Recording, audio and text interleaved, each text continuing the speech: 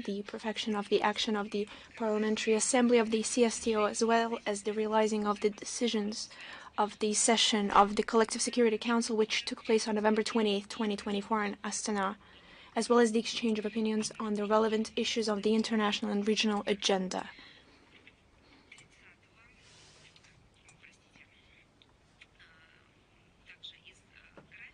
As well as for the schedule, I would like to point out, as you know, on January 30th, and the Republic of Vietnam celebrated 75 years since the establishment of diplomatic relations. We spoke about it at length 2 weeks ago during the briefing.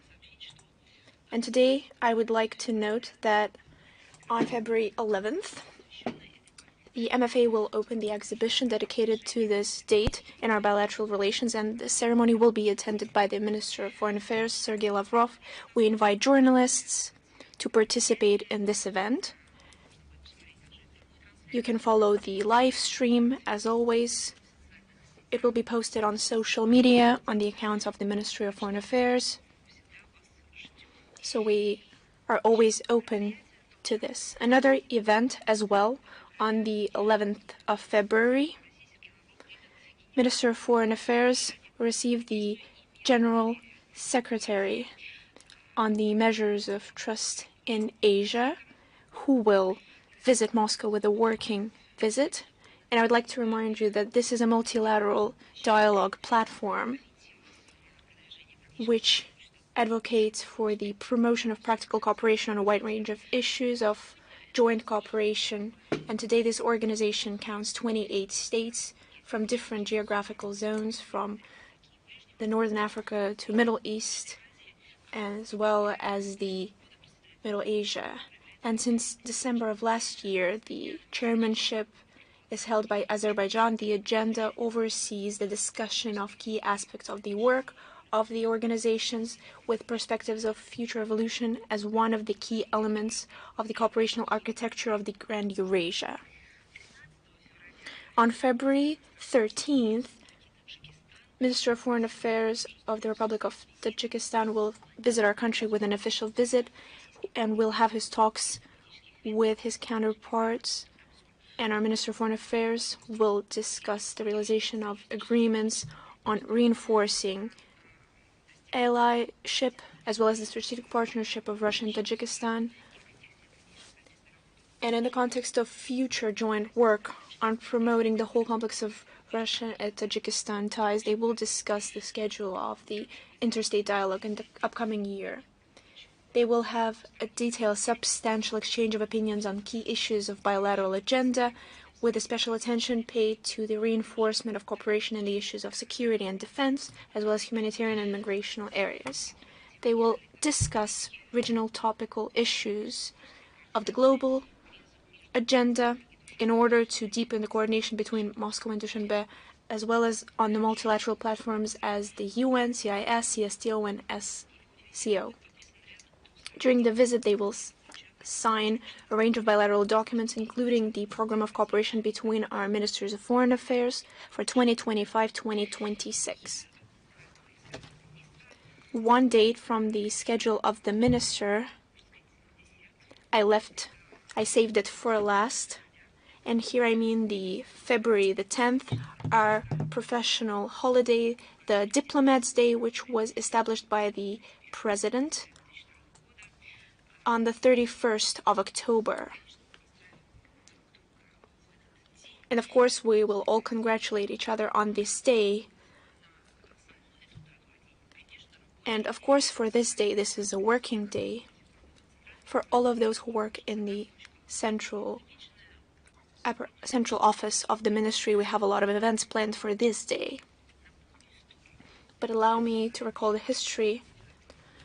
February the 10th of 1549, this day is connected with the earliest documented mention of the ambassadorial decree, which was the first state department which took care of foreign affairs.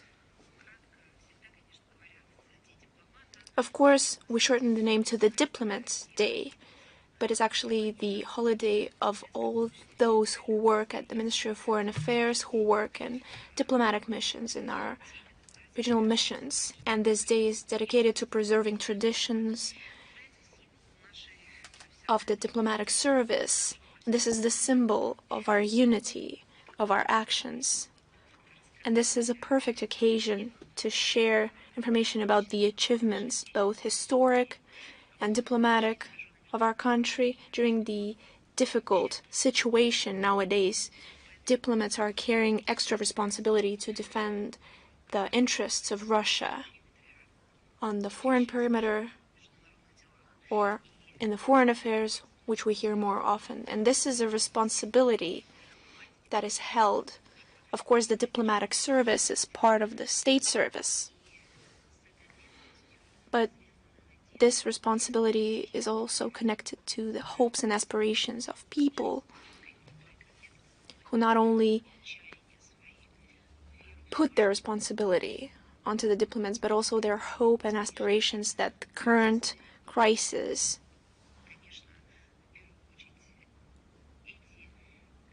will be overcome, but also that these expectations connected with the work of diplomats will be fulfilled. And as you know, we always do everything we can and everything possible in order to ensure security of our country, to enlarge mutually beneficial cooperation with the states of Eurasia, Africa, and Latin America. And we're doing everything we can so that the planet can withstand the pressure from different regimes, political spheres of madness. As per tradition, at the Ministry of Foreign Affairs and in both our embassies, there will be a lot of celebratory events. The Ministry of Foreign Affairs of the Russian Federation will hold a number of events with participation of the minister. On the morning of February the 10th, the minister will hold the wreath ceremony next to the plaques of the diplomats who paid with their lives both during the Great Patriotic War. We will lay the flowers to the monument of Yevgeny Primakov, which is located on the square in front of the ministry. We'll attend the Novodevichy Cemetery, and in the foyer there will be an exhibition dedicated to the 80 years since the opening of the Yalta Conference, which took place in 1945. We spoke about this at length, about this historical event, and about the importance of the decision that were taken during this conference during our last briefing, and also this appeared in many documents, interviews, and materials of Russian ambassadors, Russian diplomats. And the key spot should be dedicated to the article of the Minister of Foreign Affairs, Sergei Lavrov, who published this article just ahead of this historical event. And in the afternoon, during the ceremonial gathering, the minister will address his colleagues, and there is a special section on our website which is traditionally dedicated to the Diplomats' Day. Ahead of the professional holiday, we publish different interviews, articles of our ambassadors, permanent representatives, general consulates. And ahead of the Diplomats' Day, we traditionally publish a lot of materials dedicated to our history, to the history of diplomatic service, and to keys and goals that we set for ourselves and how they're being implemented. And in order to honor the memory, there will be a hashtag that collects the most relevant events. Traditionally, under this hashtag, we pay honors to the memories of everyone who served our country. We remember them with gratitude, and all these materials can be found on our accounts and social media under the hashtag Diplomats Day or the DDR 2025. We will share all this information in the text of today's briefing, so please follow our social media and the timeline of news that we're posting there. And in the context of honoring the memories of those who have... I have to mention that, unfortunately, today we found out that today we've lost the first deputy of the Minister of Foreign Affairs, Vladimir Titov, who held this position since 2013 to 2024. Just recently, perhaps within the last hour, we've posted the necrologue, and his memory will stay in the hearts of his colleagues and friends, and we express sincere condolences to his family and friends. And now for the relevant international agenda. Of course, we start with the situation around Ukraine. Ukrainian militants continue to terrorize the civilian population and civilian infrastructure of Russian regions. On January 29th, 30th, the Ukrainian armed forces have fired more than 30 shells, including cluster munitions. They targeted a dormitory quarter of Kremenaya, the LPR. 2 people were injured. Residential houses and social facilities were destroyed on January 31st, from January 31st to February 3rd. Massive shelling and drone attacks were launched against Gorlovka. 30 people were wounded.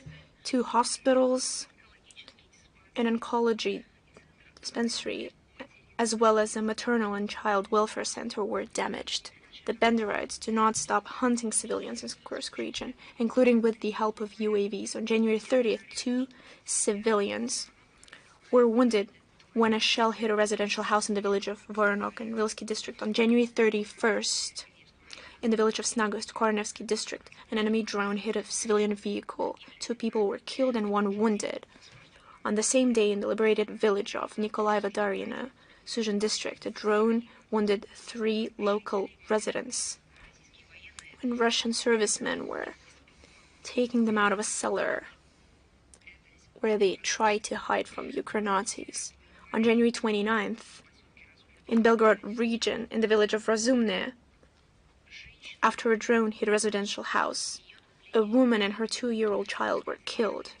From January 31st to February 3rd, as a result of a UAV attack by the Ukrainian armed forces on civilian vehicles, as well as the settlements in the region. As a result of this attack, 2 civilians were killed and 12 people were wounded. On January 31st, on the Vasilievska-Tomak highway in Zaporozhye region, a Ukrainian drone attacked a civilian car, and a local resident died of his wounds. On February the 4th, in Vasilyevka municipality of the same region, the Banderites used the drone to attack a school bus carrying 20 minors and their chaperone.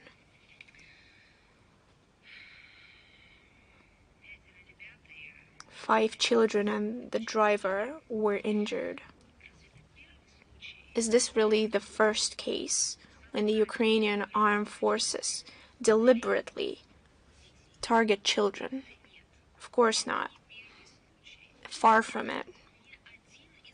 And this is not a singular case amongst many. This is a tactic, and this is a strategy that is at the basis of their actions. Because this is what the Kyiv regime's politics was counting on, to do anything so that there are no more people who did not bend the knee to the Ukraine Nazis, to the band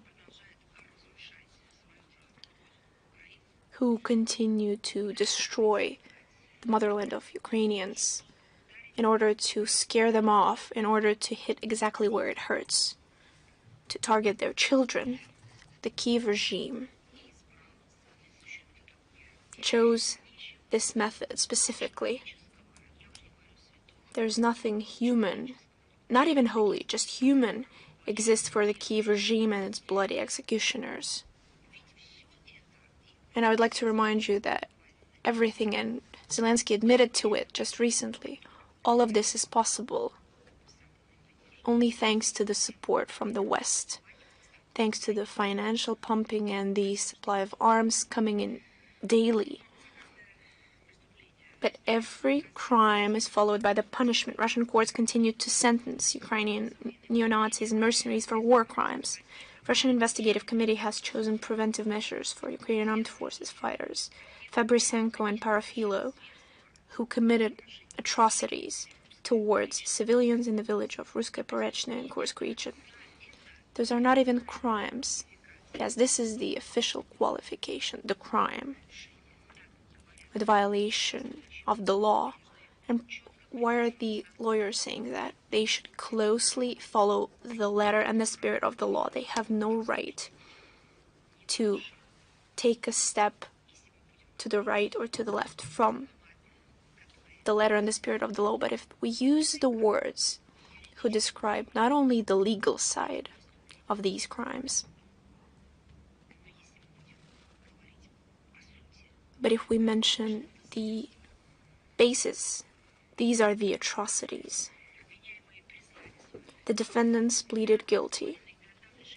Lithuanian mercenary Remus Armaitis was sentenced in absentia to 12.5 years of imprisonment, while Georgian so-called legionnaire Georgi Gelashvili was sentenced to 14 years. All those convicted are on an international wanted list. The criminal cases of the British mercenary James Scott, who was taken prisoner, and the wanted Georgian mercenaries Mikhail Gognadze, Gelahor Sevanidze, and Guguri Barmidze have been sent to court.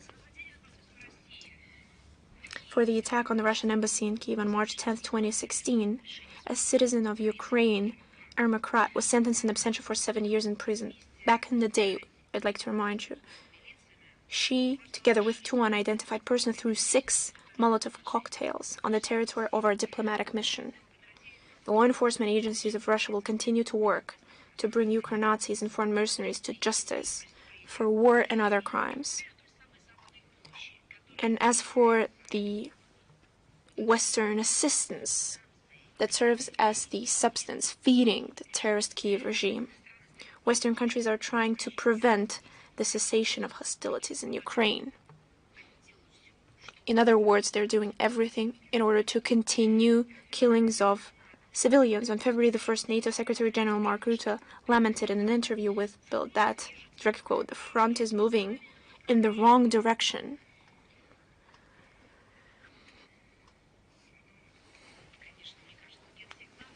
I believe that the NATO Secretary General, it's a word that speaks for itself, who urged Europeans to increase defense spending to make sure, as he said, Russia does not achieve its goals. Can you believe it? According to him, the front is moving in the wrong direction. On February the 3rd, French President Emmanuel Macron promised to double the country's defense budget. On January 31st, Ukrainian Prime Minister Shumgal announced that under the agreement on so-called 100-year partnership with the UK, Kyiv expects to receive £2.5 billion from London for the purchase of air defense systems and the creation of repair bases for Western military equipment in the country. I have 2 amendments to his statement. Why the 100-year partnership agreement was reached with the UK, I listened to the statement of the Ministry of Foreign Affairs of the United Kingdom, if we can use this word in this case, and found out that apparently, as was stated by the British side, a direct quote, the British-Ukrainian partnership goes back thousands of years. So that's what they should have called it. To count the future by thousands of years. Why being so modest and calling a 100-year partnership? It's an atrocious, and not even a mistake or an incorrectly expressed thought. It's just an atrocity of thought based on total lack of knowledge of history, not only of Ukraine, but now I'm sure that the Minister of Foreign Affairs of the UK doesn't even know the history of their own country, if they know that their relationship has been built over thousands of years, according to him. And the Second Amendment to what he has been discussing, London is planning to hand over to the Kyiv regime £2.5 billion. You see, based on what we've witnessed in 2020, the healthcare system in the UK, maybe even if it does exist, it's only available for those with great opportunities. and the rest of them, who represent the majority of the UK, have to provide healthcare services by themselves because they're either unavailable or they don't even exist as a whole. This is the healthcare systems. Do you remember how they were treated on the phone from COVID? When they called, said that they had a fever of 40 degrees, they were unable to breathe, they had no medication, and they could either not leave their houses or they were prohibited, and they were instructed over the phone, and the rest you can remember. Perhaps these £2.5 billion for London should be spent on the development of their own healthcare system. Just recently, the whole world watched in horror as Los Angeles went up in flames, as California went up in flames. And it goes up in flames every year, but this year it fully burned down. And it did not spare a single soul, no matter if they were rich or poor. And it only demonstrated to the whole world that a state in the United States, an entire state, was not prepared to extinguish the fires, to preventive measures. It seemed that the money for extinguishing the fires, especially through official American structures, were not transferred to the states in need, but to the Kiev regime, including in order to the needs of fire extinguishment. Штат США. Вот у меня вопрос к Британии. 2,5 миллиарда фунтов стерлингов. Какое количество британцев мечтали бы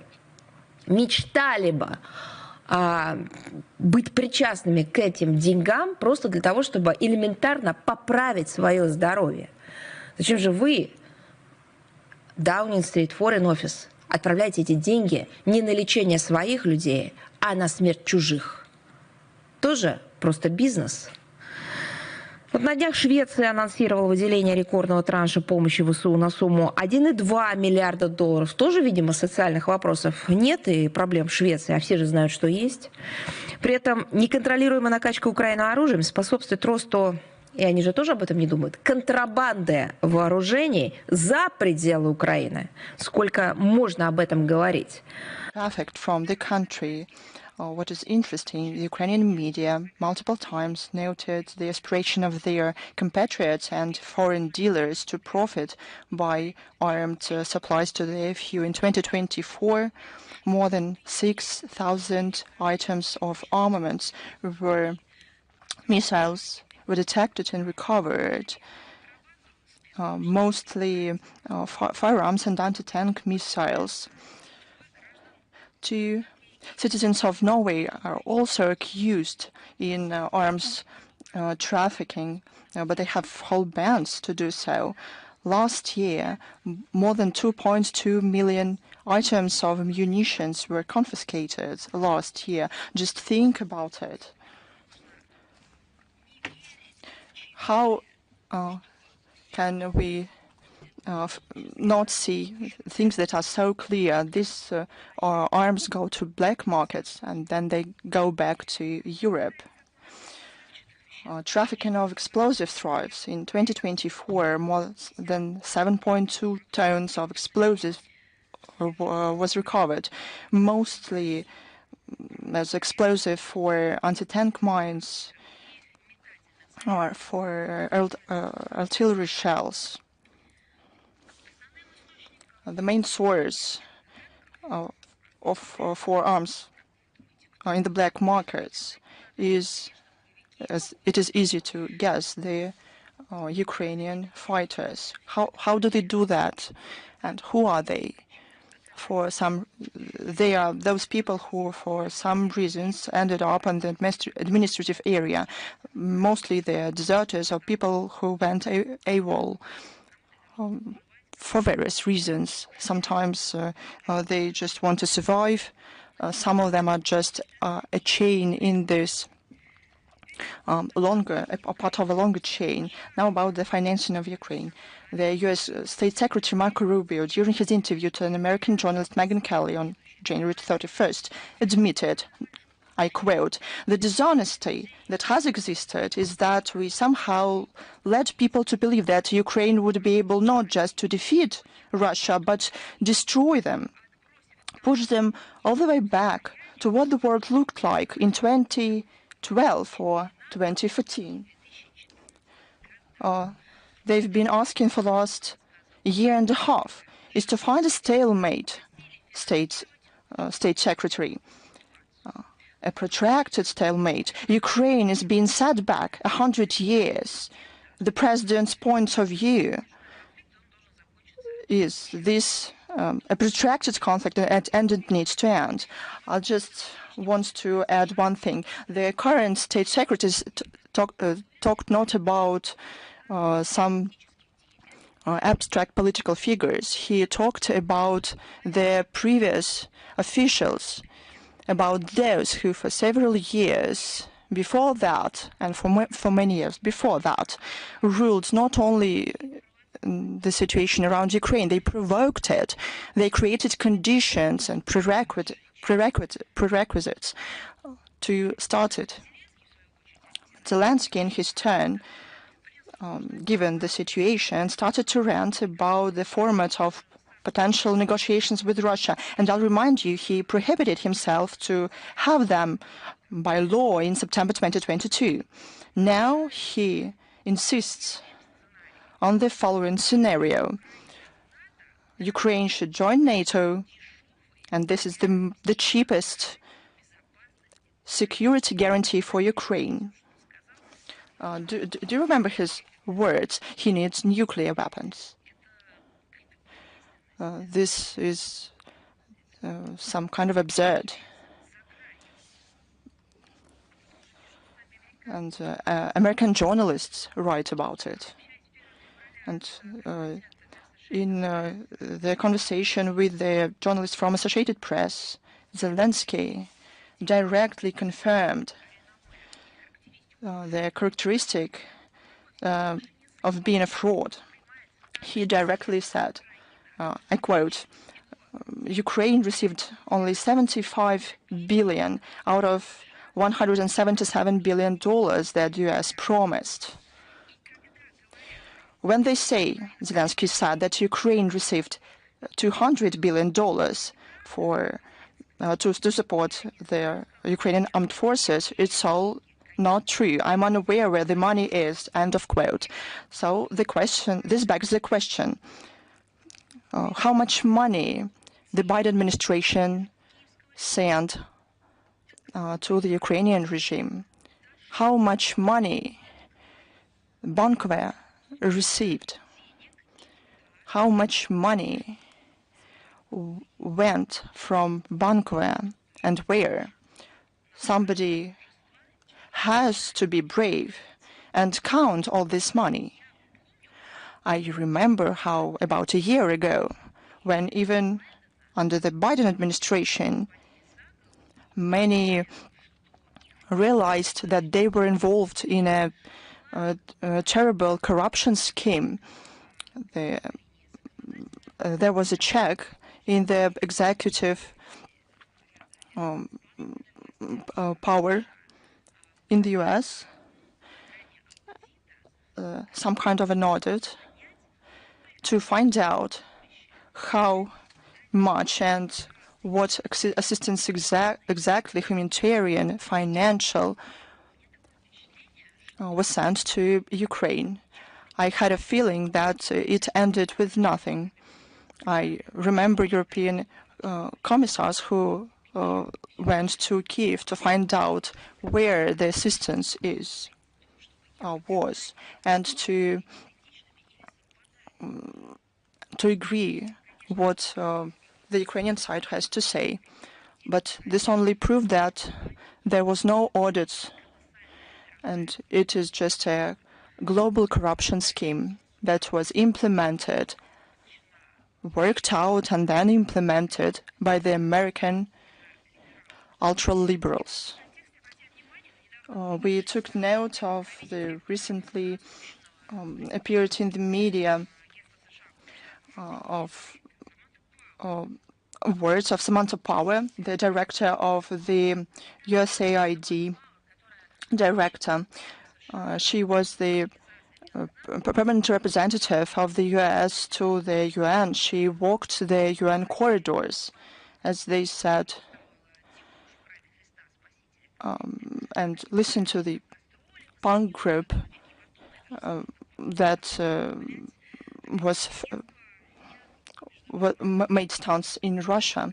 And this agency, USAID, this was the agency that interfered into the into internal affairs of independent states. And in 2023, Samantha Power publicly boasted that she sent $15 billion to the Kiev regime. But why did she boast? By how much money she sent?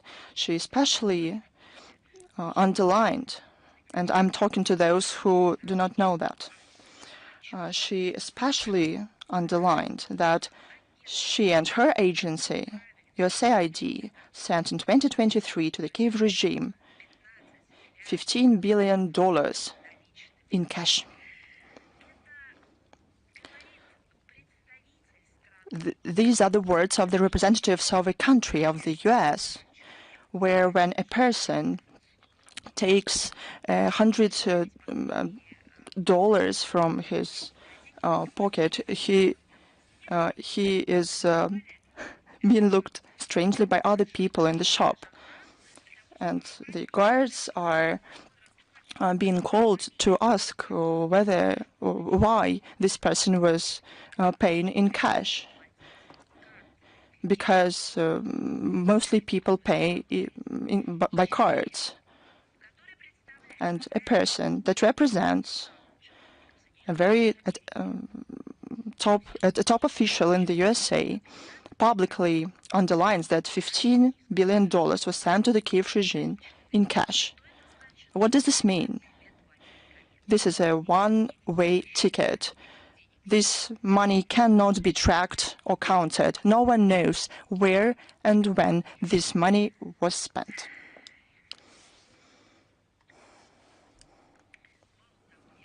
Even more, I remember that under the Biden administration, one of little requirements to the Zelensky regime from the US that allowed Zelensky to do everything he wanted. The only demand was some kind of an attempt, only an attempt to fight total corruption. Probably the fight against corruption was the cause they spent this money. Scratch my back and I'll scratch yours. I remember these words, and it is clear where this money go and who receive these flows of finance aid from the West. Now about the developments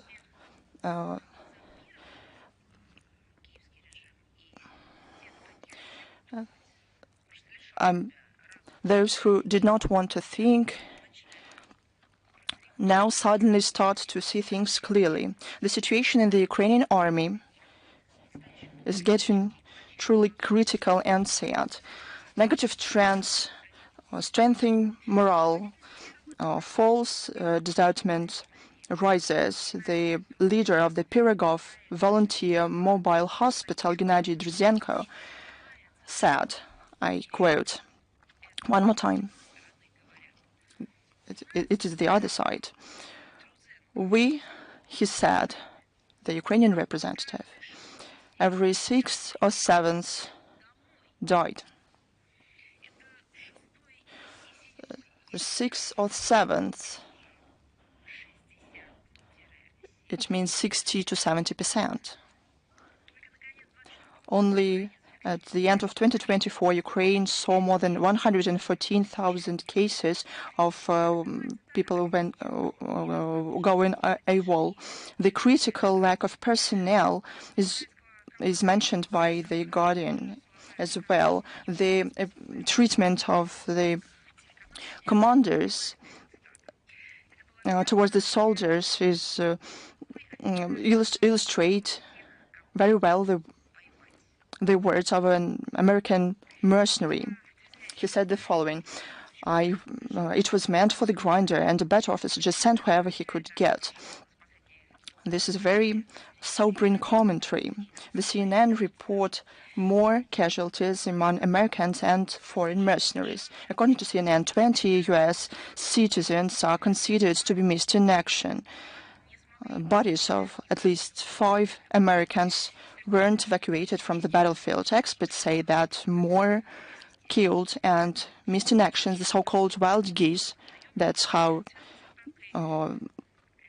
foreign mercenaries are called, is caused by the fact that they are sent to the most difficult parts of the front line where military experience is needed. Now we know how the Ukrainian citizens are sent to the front line. Earlier, the units where foreigners served were in reserve. We knew that they were used selectively. Now in the Kursk region, they are the most part of the Ukrainian forces. The concentration in the Kursk border area is the highest. There were a lot of questions about demands of the US President Trump about rare earths that he put forward before Zelensky. According to the press service of the White House on February the 3rd, Donald Trump announced huge progress in Russia-Ukraine issue. However, he did not specify what he meant. Earlier, he also made another statement. I tell you the direct quote: "We tell Ukraine that they have rare earths and we need guarantees. Trump said, demand guarantees on rare earths in any deal with Ukraine. I want Ukraine, in exchange of what we give to them, to give us rare earths." End of quote. All things considered, the US president took into account the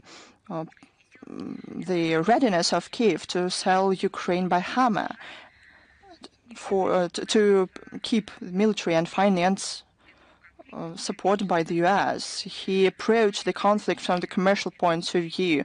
The similar idea was expressed by Zelensky in the so-called victory plan in October 2024. He proposed partners to make a deal with Ukraine about joint defense of critical resources of Ukraine, joint investment, and exploitation of Ukraine's economic potential. End of quote. What does this mean when we talk about the critical resources of the country? Rare earths, exactly, including uranium, titanium, lithium, and others. On February 4th, Zelensky hurried to persuade Washington that they are ready to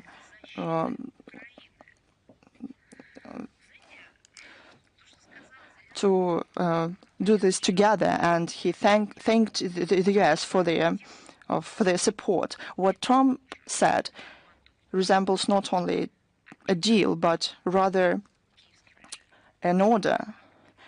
And Ukraine worked off this order.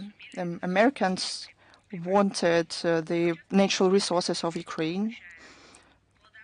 They saw them long ago, and now, without serious effort, they managed to appropriate agriculture. Now, those who sponsor the Kiev regime. Look what remained there. Now they came for the resources. Something similar happened in history. During the World War II, when the former Soviet Ukraine was occupied, Nazis started to loot the Republican agriculture. Do you remember how they took cattle and black soil from the territory of Ukraine to Germany? We talked about it many times. And now all of this happens without any force, because the Kiev regime is prepared to do it for voluntarily. We understand that because of that and because the statehood is destroyed, Ukraine is not going to do anything together with anybody. All of this was proposed simply to be taken so that the people in Bankova retain their power. All this hype resembles a white noise. We want to ask them, what belongs to Ukraine out of all these things? What is controlled by the Kiev regime? And what is not their territory anymore? But why should we do that?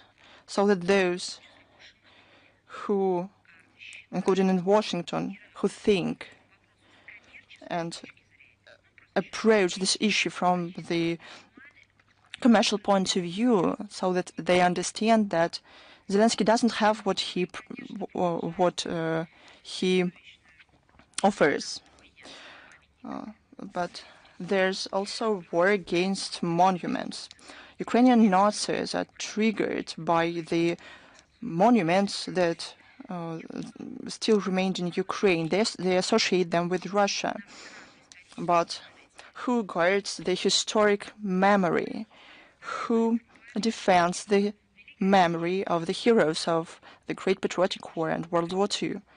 Of course, Russia and its citizens. This time, Ukrainian Nazis desecrated the memorial in honor of outstanding Russian figures, to the poets of Alexander Pushkin, to painter Mikhail Vruble, mathematician Alexander Lipunov, and physiologist Ivan Sechenov. These monuments weren't tolerated. On January 27, the Kiev demolished a memorial to an outstanding Russian and Soviet physiologist, Nobel Prize winner Ivan Pavlov. They had to explain their decision somehow, and Kiev said, I quote, "Despite the Pavlov's contribution to science, his figure is linked to the imperial narrative," as he said. I'll remind you, to those people who know nothing, when they tell that UK-Ukrainian partnership dates back thousands of years.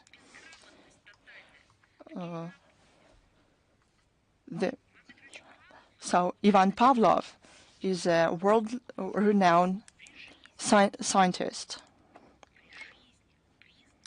He was recognized as the oldest physiologist in the world. There's no figure that can be compared to him in Ukraine now.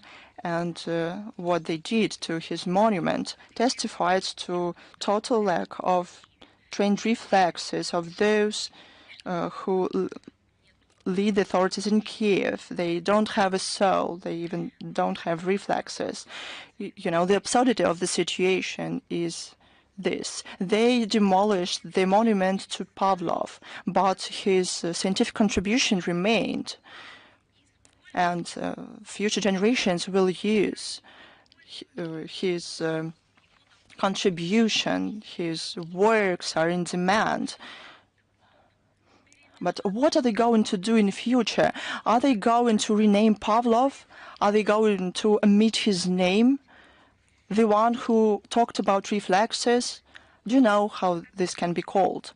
One way or another. Such things are commonplace. This is a motto of the Kiev regime. These facts and many of those that we're going to talk about today reconfirms the relevance of the special military operation to denazify, demilitarize Ukraine, and to remove threats coming from its territory. All of these aims will be achieved. And by the way, speaking about love and hate towards the Iran citizens, from the information point of view, it has become like an information bomb.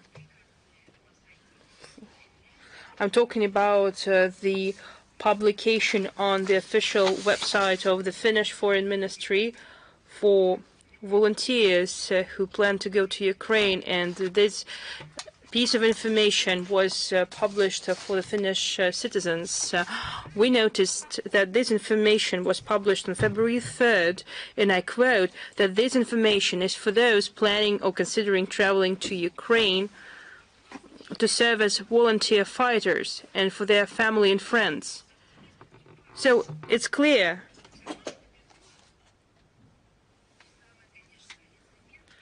But yet they're still publishing it.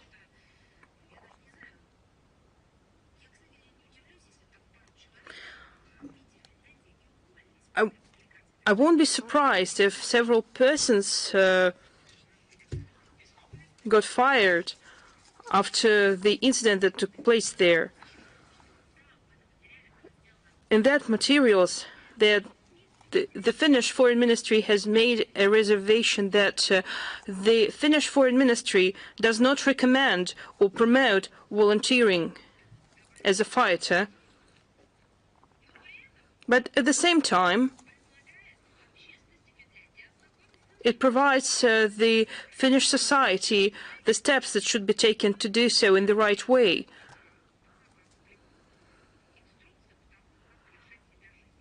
It's like as if they publish a guide how to commit a suicide, and they will write a reservation that, well, suicide is a bad thing to do, but if you want to commit a suicide, here is an instruction for you with the following steps.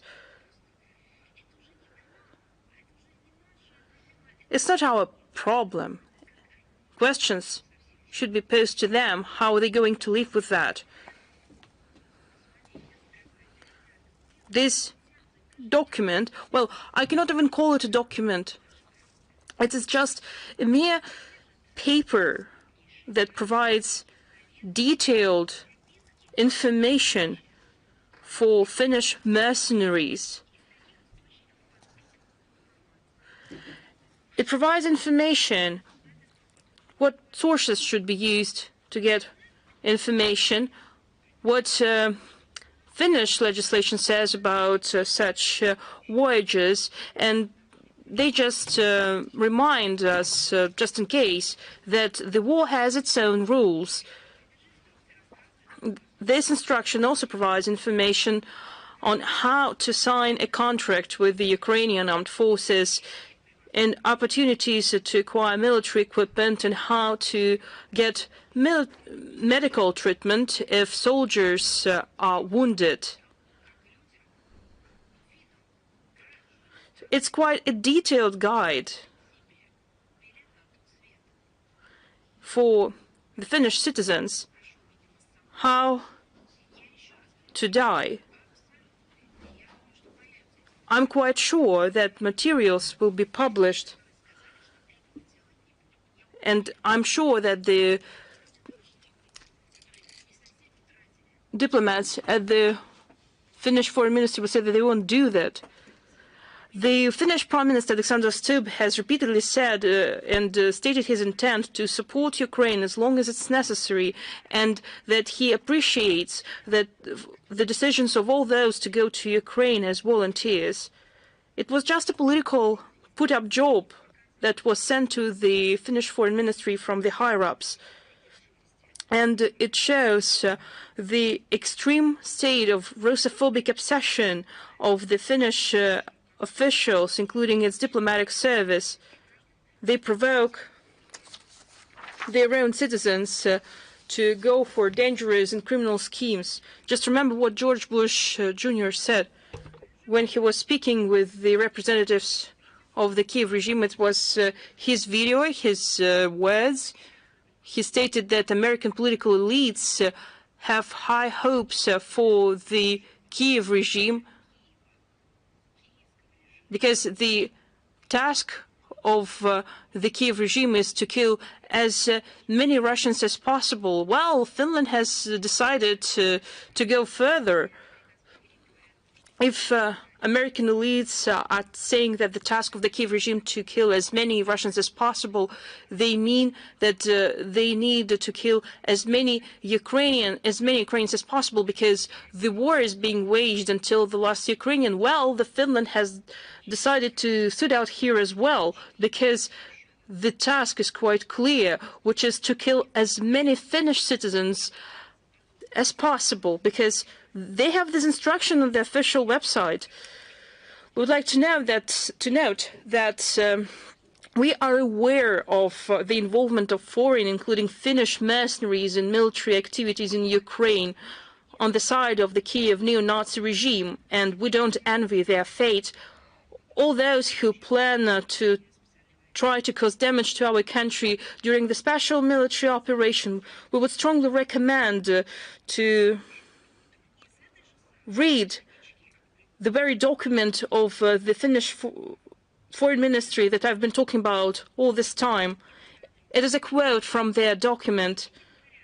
Please figure out all your problems and issues on your homeland in Finland in case if you will get home later or if you won't go back at all.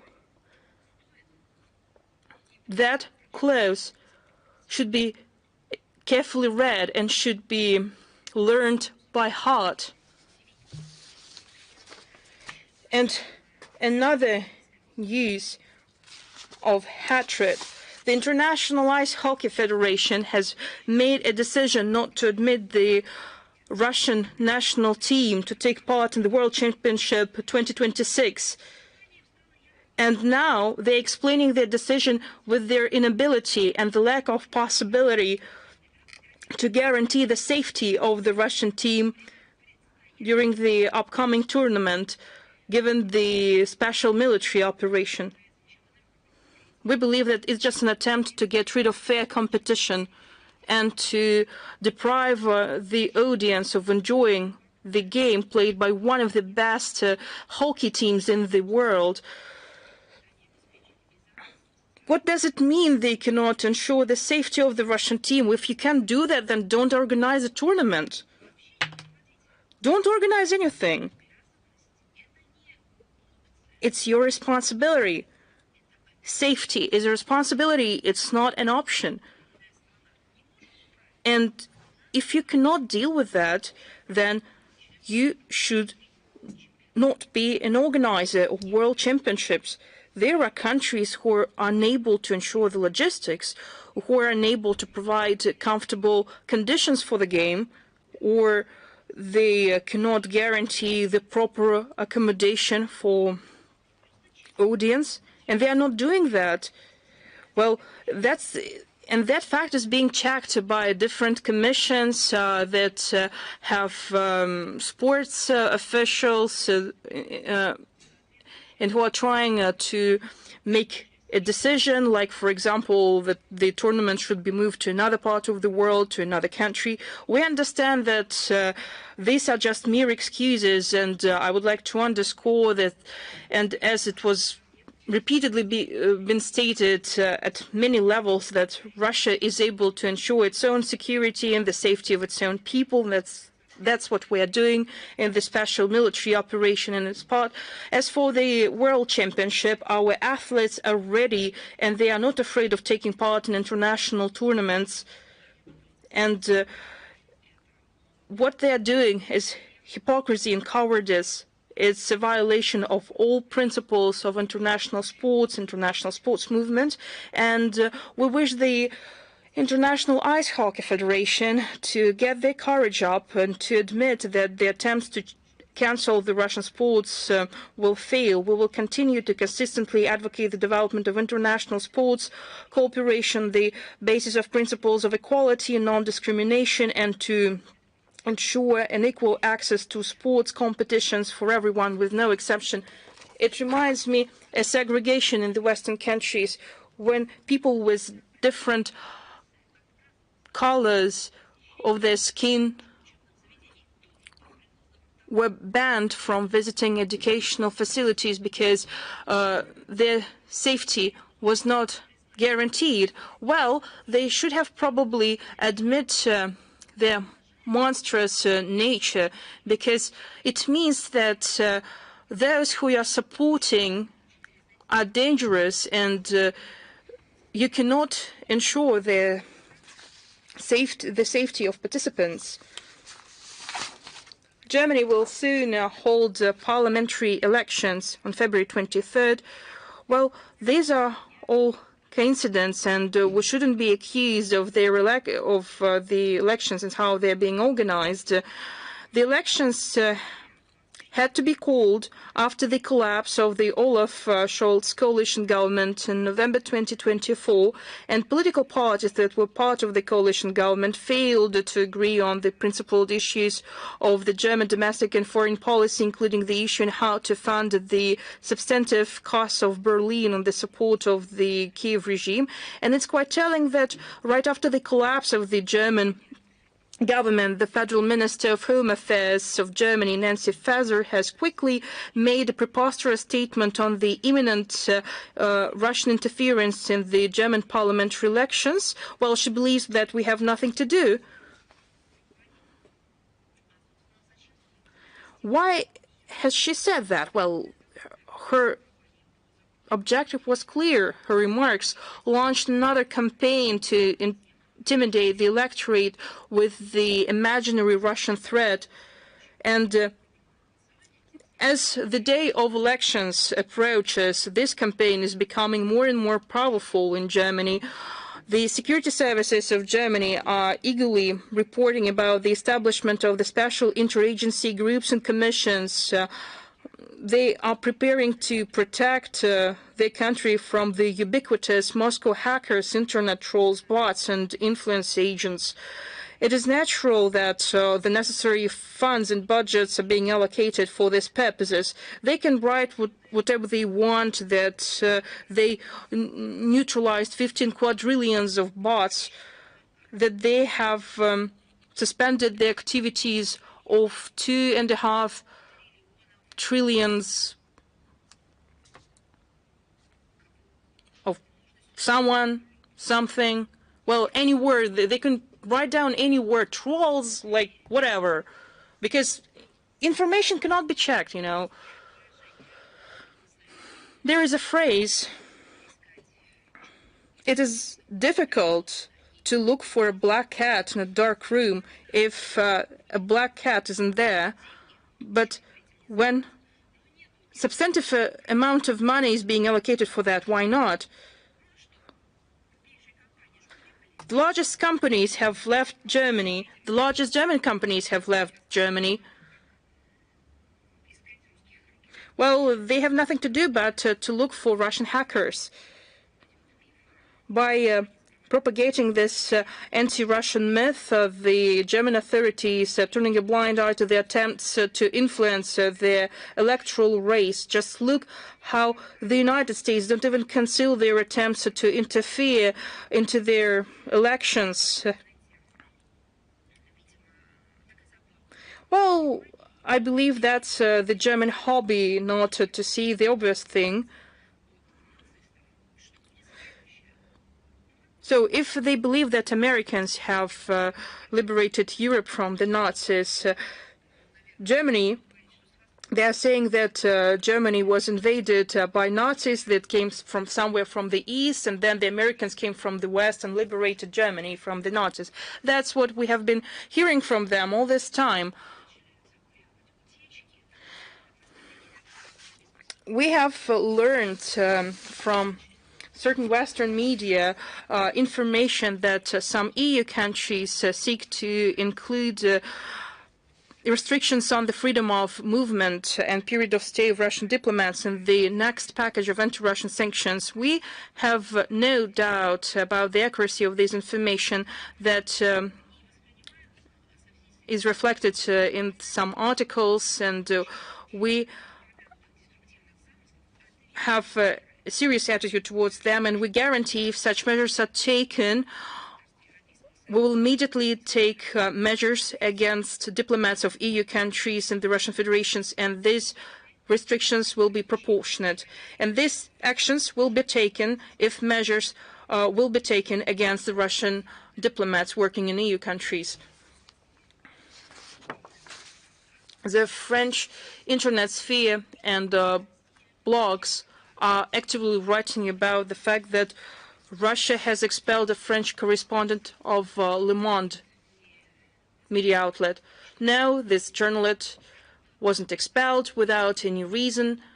Well, probably something went wrong, but it's not true. It's not the case.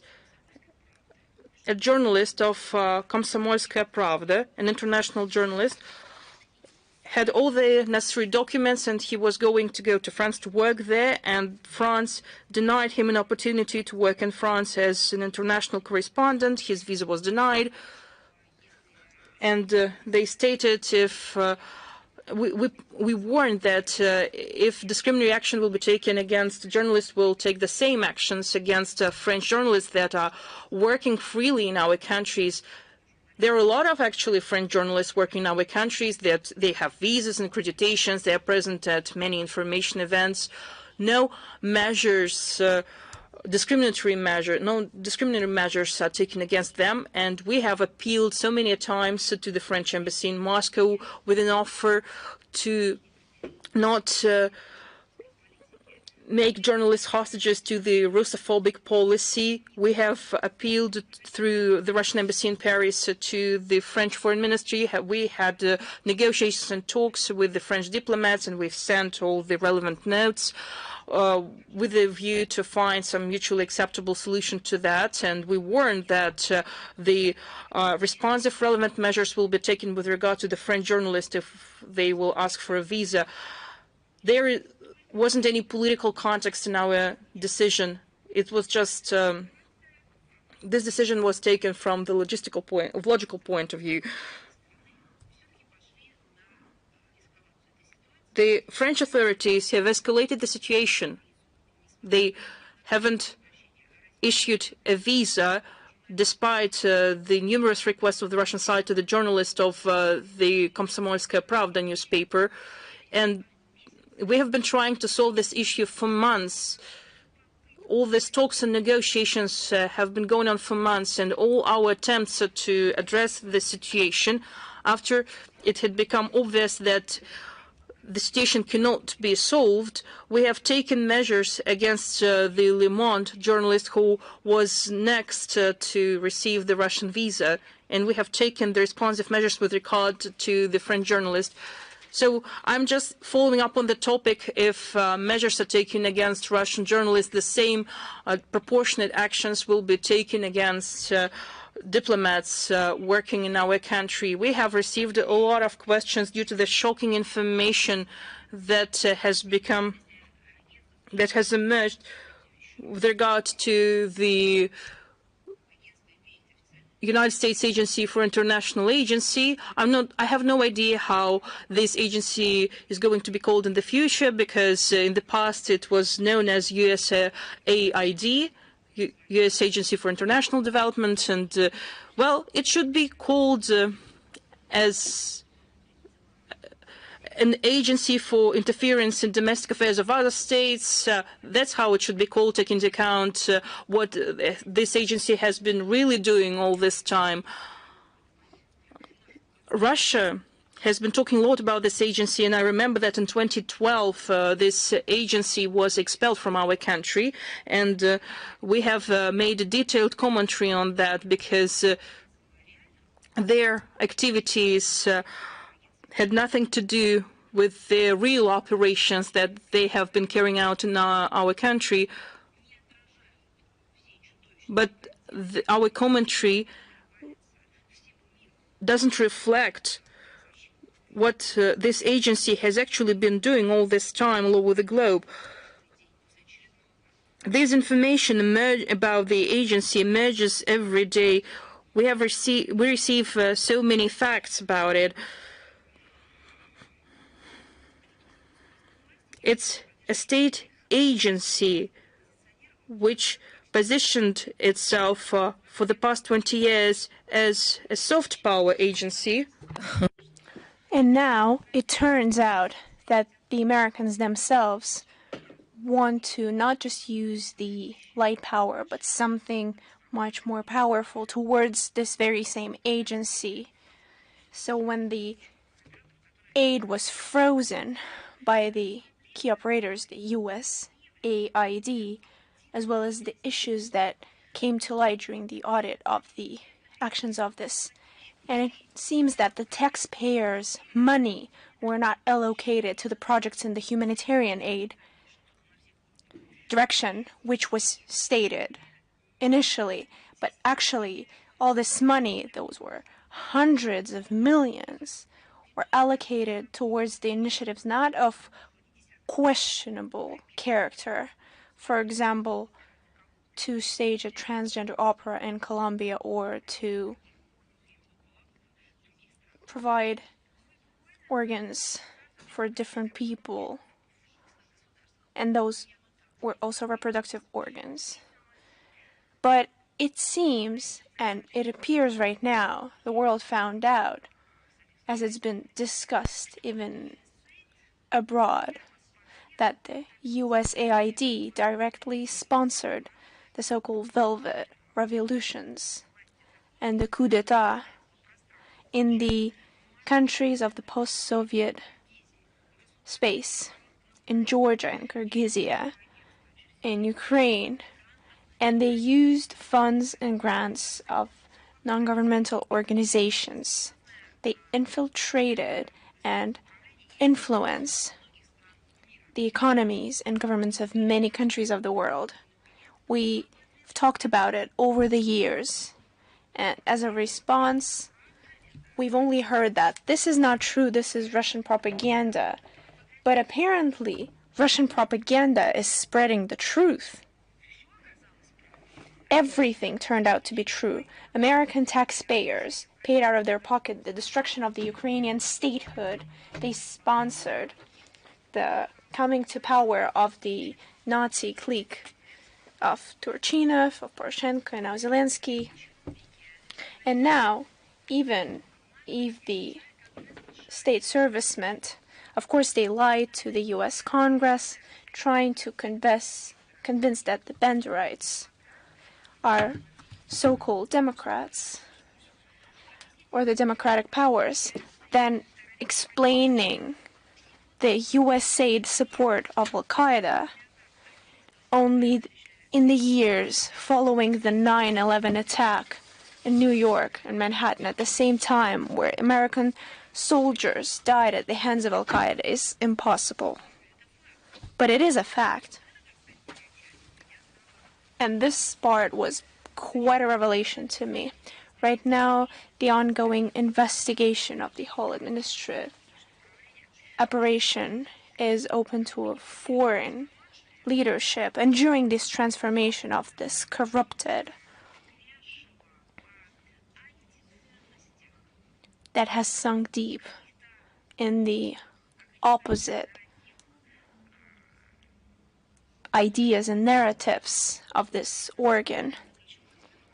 But it's actually a key element of America's interference in the internal affairs of other countries. We operate based on the fact that this structure should not have been created, not when it comes to both international principles but also moral principles of the humanity as a whole. We continue to witness this insane process, which is nothing but the revelation of the truth of what the agency truly tackled. And of course, as a shock to everyone, came the information that the USAID sponsored through grants the mass media, demanding that they conduct a policy of strategic silence when it comes to the issues that are not of particular interest for the White House, that are uncomfortable for the White House. When it comes to the issues that should have made someone believe in something, everyone was trying to shed a light on them. But other, more important topical issues, especially for the American society, for American taxpayers, for American citizens, were being conveniently left out in American mass media. Just one example, situation in Bucha, which is nothing but a stage situation. And even international organizations admitted it, but they're staying silent on it.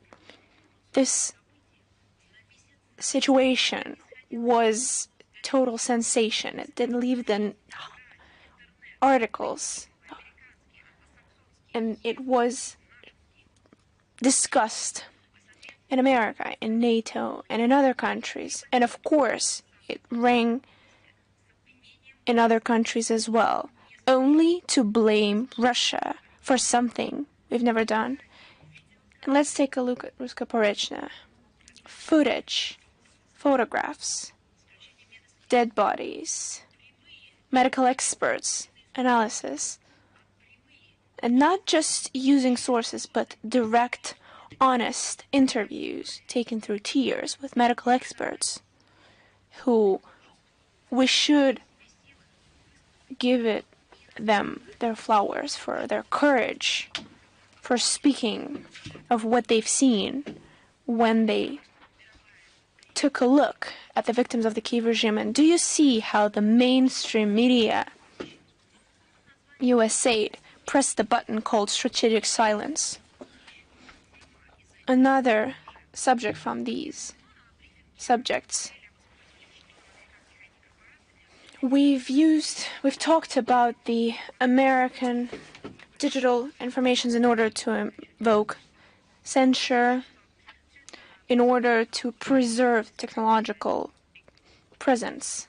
And all this happens against the backdrop of the so-called spike big tech, of these grand technological corporations and the special services of the U.S. competitors and the competence of American authorities and the monopoly, despite the sentences of the free market, are not being tolerated. They are not allowed to exist. Under different pretexts, they're either eradicated or they're introducing unilateral sanctions against them. They're bringing them to bankruptcy. They're pressuring them by several restrictions, legal cases, trying to bury them in litigation, or they're just holding them hostage, as it happened to the affiliate of Huawei, who was held for months on house arrest just for the fact that she's the daughter of the leader of the largest Chinese corporation. And a similar choice was made to the most dynamically developing digital platform on an American market. His number of users surpasses 170 million. It's the service of short videos, TikTok.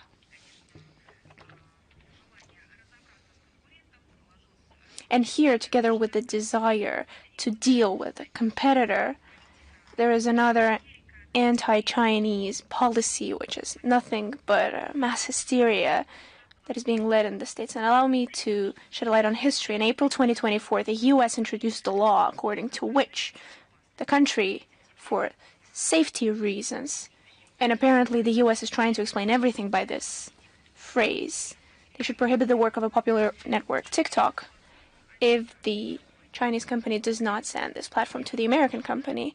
And the deadline was set for January 19th. And by then, the situation hadn't changed. TikTok was blocked, but only for 24 hours, because Donald Trump, immediately after taking office, the next day, has postponed this decision for 90 days.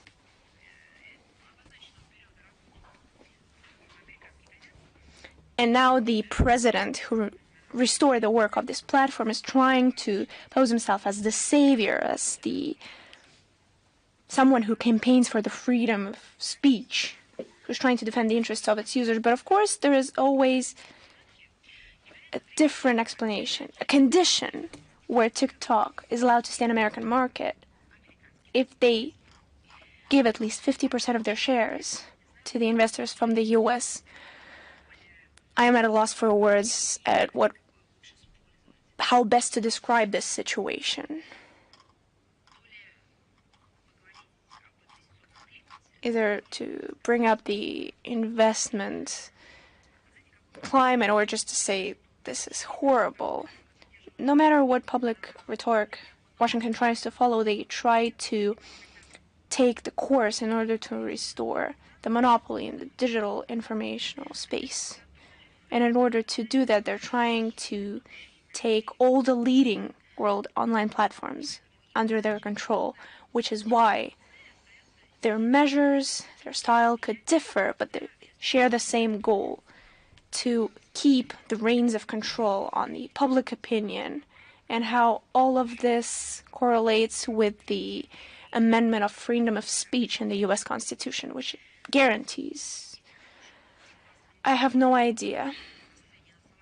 But as for the good news, in Bahrain on the 27th January, there was the ceremony of the opening of the International Cultural Humanitarian Project, Russian Seasons, Symphony Orchestra of Marian Theater, led by Valery Georgiev, presented the program Golden Classics. And on the February the 1st, Russian Seasons opened in Oman. On the platform of the National Museums, they've organized the exhibition Gifts of Hiva and Bukhara to the Russian Imperial House. There was the performance of the small ensemble of the quartet of Berlinsky, and in National Museum of Oman, they showcased the documentary movie of the TV channel RT Arabic called The Dagger. From the Russian side, the ceremony was attended by the Minister of Culture of Russian Federation, Olga Lyubimova. From the Bahraini side, the leader of the Department for the Matters of Culture, Halif Ben Ahmed Al Khalifa. From the Armenian part, Sultan Qaboos Mun bin Fakht Al Said, and the General Secretary of the National Museum, Jamal Al Musavi. The events were attended by representatives of wide culture and political circles, representatives of the circles of culture and art, who pointed out the master of art of Russian musicians and the exclusive side of the items on display. And the Russian Seasons exhibition in the year of 35 years of diplomatic relations with Bahrain and 40 years of diplomatic relations with Oman is especially important in the development of bilateral cultural humanitarian cooperation, as well as the popularization of Russian culture in the region of the Middle East. From January 26 to February 2nd, a regatta was held in Karachi, and we're grateful to our Pakistani colleagues. And this year, the Russian team took part in rowing and the rowing indoor, and 8 of our guys showed themselves perfectly. They earned gold medals in all the nominations, and we congratulate our athletes on such a brilliant performance in the international regatta. We would like to recall that in summer 2024, the Pakistani team visited Russia in the Grand Moscow Regatta, and the female quartet who debuted came second. And we're sure that this practice of participating in sport events is not just a useful experience, but will contribute to bringing our countries and people closer. Another important anniversary that we, of course, have been preparing for, even though it's not exactly our direct leadership, but the Russian University of the Friendship of Peoples of Patrice Lumumba celebrates 65 years. But it is especially important, and it correlates with our work. So the Russian University of the Friendship of People is a long-standing, reliable partner of the Russian MFA when it comes to expanding scientific and educational cooperation with other countries, promoting our technologies and Russian language, as well as forming an objective image of Russia abroad. During the years of existence of the university, it prepared over 200,000 highly qualified foreign specialists. Currently, they're housed to over 11,000 students from all the regions of the world. Fundamental knowledge and skills acquired in that university allowed foreign graduates of the university to successfully show their skills and talents in different professions and to solve any issues that their countries are facing when it comes to industry and economy. And aside from that, they prepare highly skilled specialists who are very in demand in our ministry, who work both in Moscow and abroad. And the university is a leader among Russian universities when it comes to building systematic, uninterrupted work with graduates on the base of the university. For many decades, there's an international coordinating council of graduates of the educational establishments, which is trying to help the work of 70 foreign associates. And the Russian MFA welcomes and will continue to support the program that was launched in 2023 by the Consortium of Russian Universities, Ambassadors of Russian Education and Science, the goal of which is to promote in the world of our education and science the use of instruments of local diplomacy, as well as all the chances of the leading international specialized and mutually beneficial platforms. And I even defended my dissertation at that university.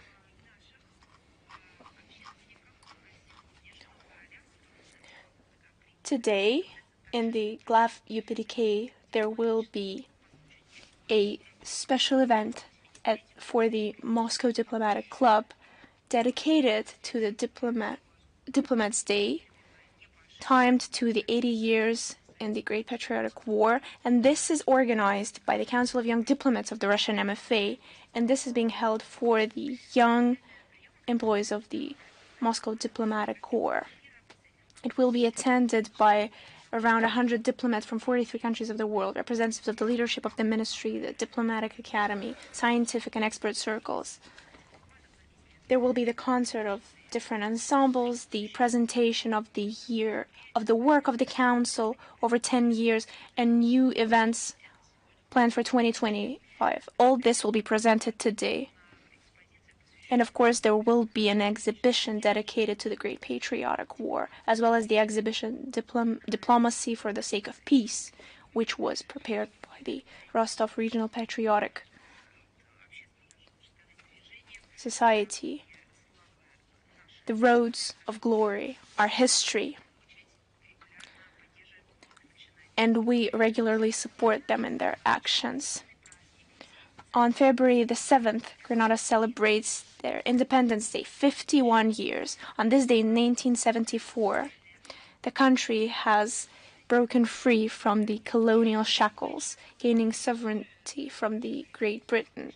And for the half a century history, this small Caribbean state has led a difficult path of development, went through dramatic events, including the intervention of American troops in October 1983, and we appreciate our relations with Grenada that are based on mutual respect, trust, and taking into account each other's interests. We're open to further development of cooperation in both bilateral format and on international platforms. We wish them all the best. We wish them peace, well-being, and flourishment. And February the 8th, I believe it's something that all of us should celebrate. It's a special day. It's the day of Russian science.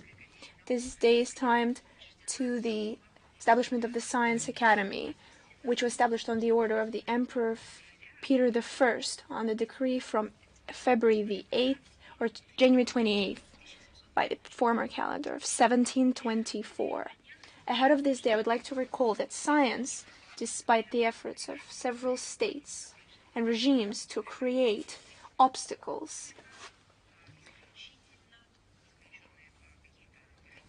cannot be limited to some borders. You know, as Chekhov said, the multiplication table cannot belong to someone. Russian MFA always helps the Russian scientific circle whenever we're asked to do it, when it's necessary. We welcome the creation of new as well as the expansion of existing forms of international scientific cooperation. 2024 was rich on large scientific international events that took place in the territory of our country. And here I'd like to point out the Kant Congress, the first Eurasian Congress of Linguists, the 22nd Mendeleev Congress on General and Applied Chemistry, which was timed to 190 years since the birth of great Russian chemist, Dmitry Mendeleev, and the symposium Creating Future. And in 2024, it's especially important. Within the WIZF Prize, we've opened the new nomination, Discovery. And here, the prize was given to the leading scientist, neurobiologist, the director of Shanghai International Center for Brain Research, Nicosia. And here, international festivals, Science Zero Plus, are gaining popularity. There are large international platforms on popularizing scientific knowledge among youth and children, led by Russian initiators, and we hope to expand their geography in the upcoming year. We also have planned a range of international events in the current year to celebrate the anniversary of the leading universities, 270 years of the Moscow State University and 65 years of the Russian University of the Friendship of People. And even going a little ahead, we would like to congratulate the Russian scientific community with their professional holiday, because science is as limitless, and there is no limit to how grateful we have to be. And we have to remember it not just once a year. We should treat it with respect, with extra warmth towards our scientists who take care of our health, who help us in any and all areas of our life, who make new discoveries, and who largely preserve what we're calling civilization and humanity. So it's never too late or too early to address our scientists, who are, of course, world-class scientists. Thank you very much. We will continue to provide support to the action of the scientific circle to build the basis of fair cooperation of scientific circles for the development of humanity as a whole.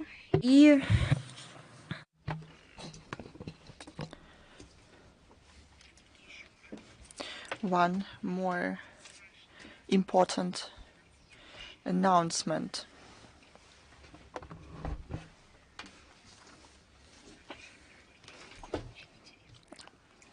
I have for you. It is very interesting within the Diplomat Day. On December 10th, in a couple of days, on the Diplomat Day, we plan to update the official app of the Foreign Ministry of Russia. It's been operating since 2022 in Russian and English. You don't have to upload anything. Once again, all the users will receive a notification about necessity to update the app in due form. The app is available in App Store, Google Play, and Nash Store. During the update, our technical services made the app more stable, fixed bugs. We updated the app because of the requirements of the platforms where they are available, including in terms of information security. You can upload it now or later through the app. You will be able to keep updated about the latest news of the ministry, to see live broadcasts and receive contact information. And the interface of the app is almost the same as our official website. The navigation is convenient and easy. The link is placed on the main page of our website. The links will also be available in the text version of the briefing. I would like to also to say that we'll make a special message in our official accounts. Is the International Affairs with us? Yes, please. Thank you very much, and congratulations to you as well. I think that you are also always a part of it. Here's the question. The U.S. President Donald Trump signed a decree to renew the maximum pressure on Iran. Within this effort to put this pressure, Trump's administration will have a campaign aimed at reducing the export of Iranian oil to zero. What do you have to say about it? I think that the announcements made by Washington are not surprising, neither for us nor for Iran, and they are not new. The U.S. administration resorted to similar, more or less pressure, as they say, the maximum pressure, during the previous president terms of President Trump as well. They introduced restrictions against Iran, including in the humanitarian sphere. For example, during the pandemic, American restrictions made it more difficult for Iran to procure vaccines against COVID. You remember that? That led to many people dying. The same Americans blocked the procurement of drugs to treat child's diseases. We talked about crazy policies that lie beyond the international law, especially when they concern vulnerable groups or situations to do with pandemics, epidemics, with man-made catastrophes when more support is needed.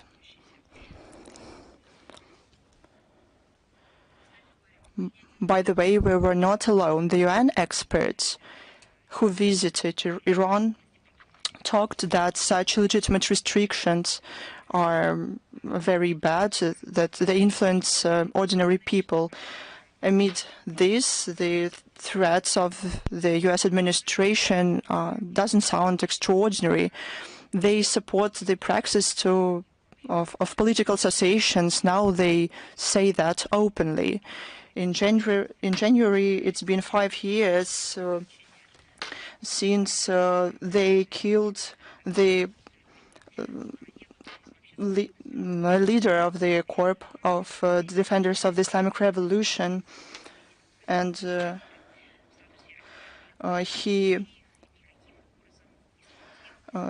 he was in his official capacity in a member state, and they didn't care about it.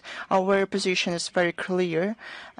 Unilateral coercive measures contradicting the international law and the resolutions of the UN, they are introduced against the mandate of the UN.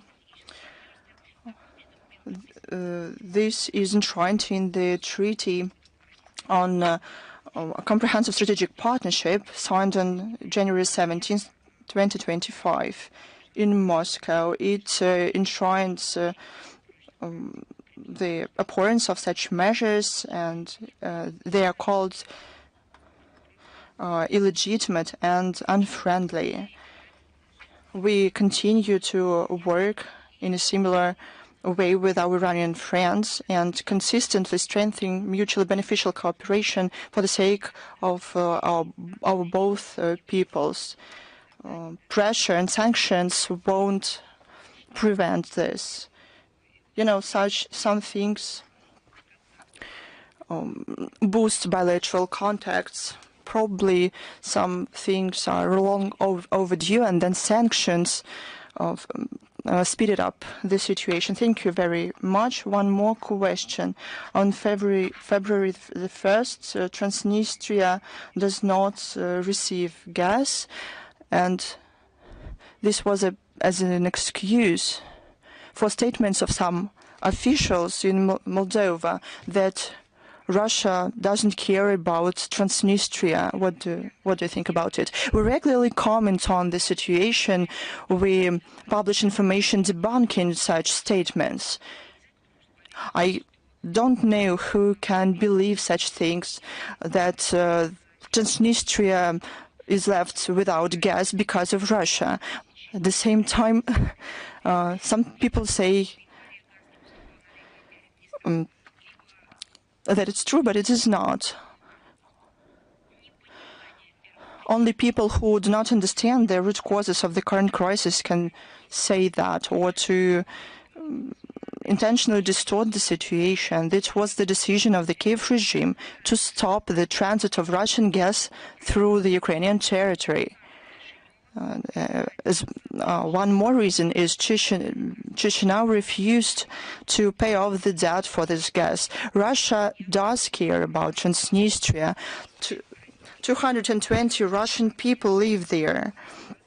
Russian side proposed various ways to settle the situation, and all of them are blocked by the Moldavian side. I cannot say that we're talking about Moldavians, but I'm talking about the regime in Chisinau. They call it, I quote, getting rid of energy blackmail from Russia. But are they serious? It is clear that the so-called European gas originating from Russia is supplied to Transnistria through European mediators, but gas cannot be labeled because it's gas. Since recently supplies were renewed, this helped the situation to become less acute, because it's on the brink of becoming a catastrophe. But how long is this going to work? That's an open question. We support a long-lasting and sustainable settlement of the issue and is prepared to do all necessary to settle the situation. Thank you very much. Thanks. Is Ria Novosti with us? Good afternoon. We have two questions today. The first one, it's about the work of the Russian house in Baku. Azerbaijan said that the authorities of the country announced that the Russian house is to stop its activities there, and the Russian house received a relevant note. How does the MFA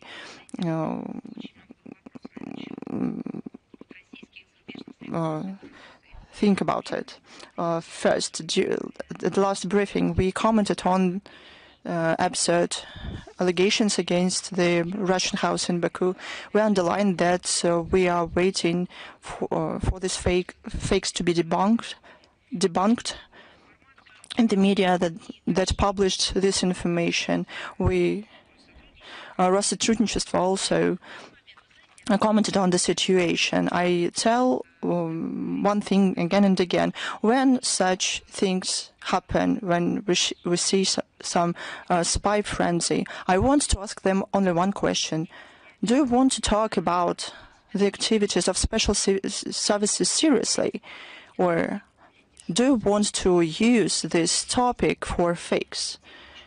Those who started can talk about special services of other countries, and this topic was hyped, and this does not reflect the potential of our relations. So our stance is clear.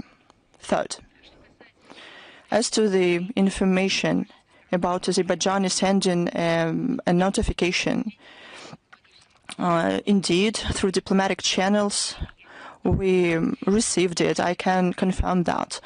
As a response, we said that we are prepared to finalize the registration of the Russian house in line with the law of the Azerbaijani Republic on the basis of bilateral agreement about the establishment and the conditions of work of cultural centers. This agreement dates back to 1997.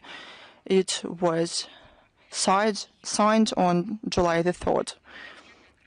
We many times and I'm sure that you can see it in various documents.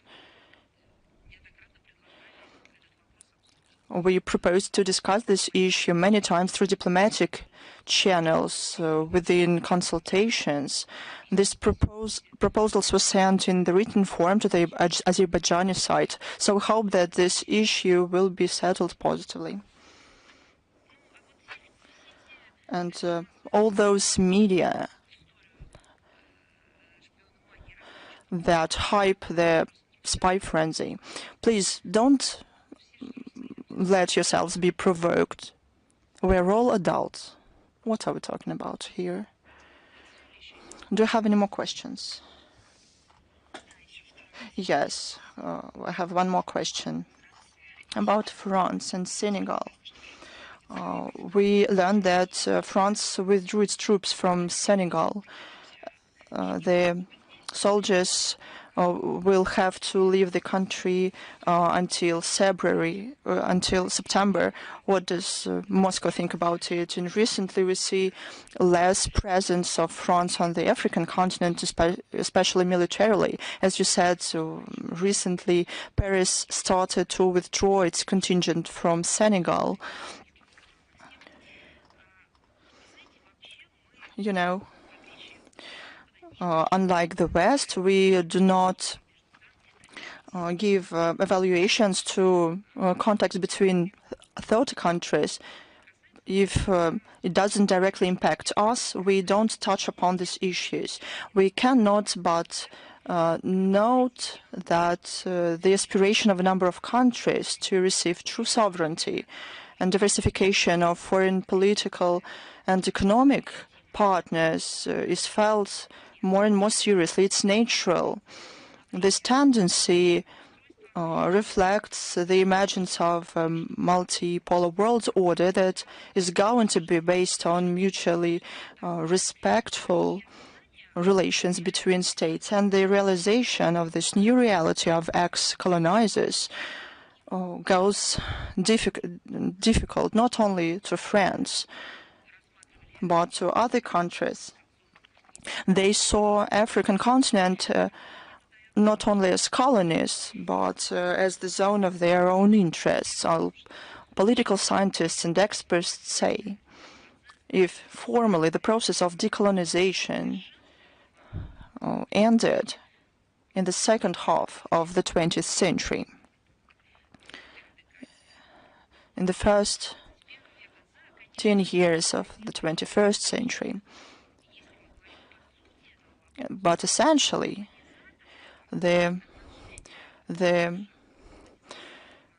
treatment of ex-colonizers to their ex-colonies as a philosophy, as an ideology, and as a practice didn't go away. Big businesses giving laws unfair and not equal through soft power that is a kind of poisonous gas. Through force, they try to retain the model of controlling these colonies. They don't care about these countries, they care about natural resources there. And given cultural ties and long-standing economic cooperation, we can talk about full withdrawal from Senegal. Paris will aspire to retain their positions and influence there, but the question is what kind of agenda they can propose instead. This kind of dictatorship and superiority and dominance, exploitation of the African resources, disappearing history, and the practice to deploy military contingents disappears as well. These countries, they did not help to maintain security. instead of accusing Russia and other foreign actors on the African continent, Paris should think about the reasons of the current situation and recognize that they are responsible for the situation. They should ask themselves why the African countries do not want to maintain relations on the current basis. If that is it, is Moscow-Baku with us? Good afternoon, Madam Zakharova. Good afternoon. The question is as follows. Now, Prime Minister of Armenia, Nikol Pashinyan, has a visit to the U.S. During one of the meetings with the government, he said that Armenia is at the intersection, and the best way to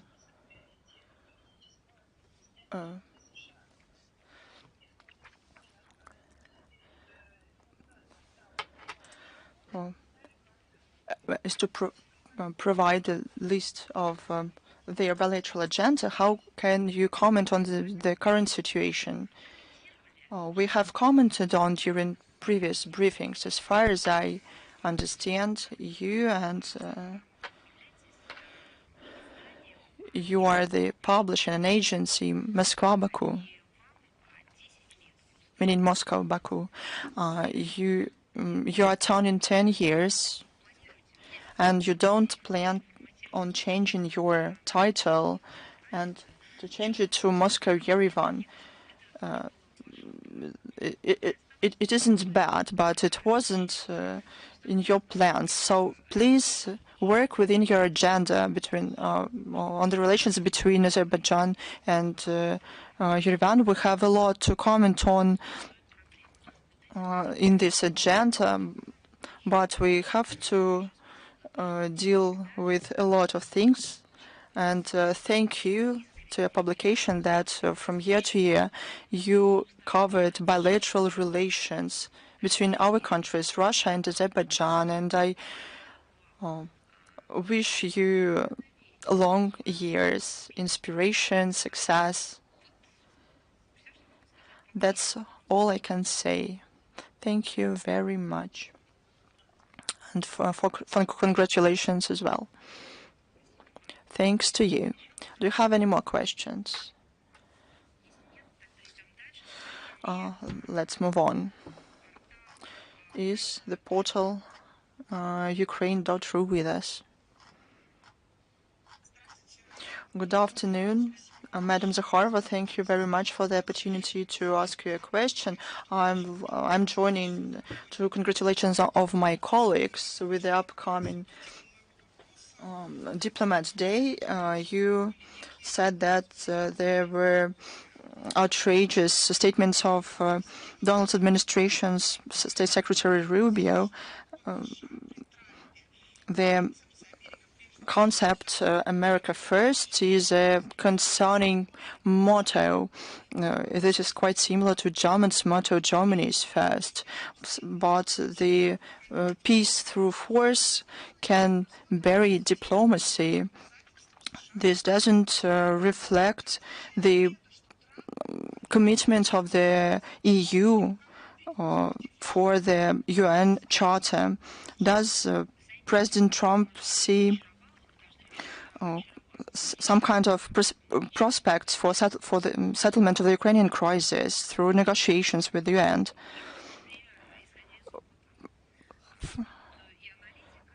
From our experience, I mean statistics and experience, we are prepared to work with those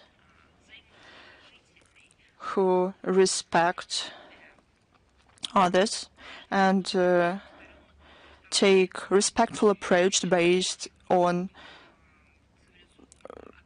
respect to bilateral relations and the understanding that words should be reflected in actions. we are prepared to the situations. We had a lot of difficult partners. There were a lot of difficult situations that we overcame. They became our experience and gave results. That's exactly how we treat this particular situation. As to the possible role of the U.S. in the settlement of the Ukrainian crisis, yet again, it will depend on the certain actions and plans of the new administration and on how they act. For now, they say a lot of words, they make a lot of statements, but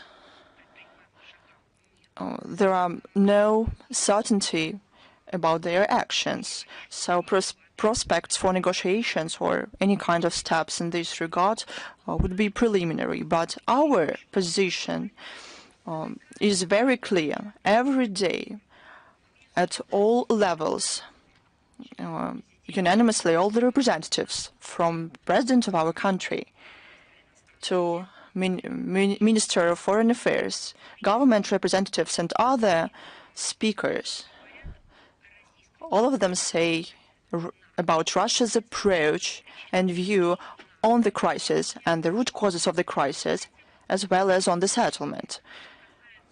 There is no problem with this. As to Washington,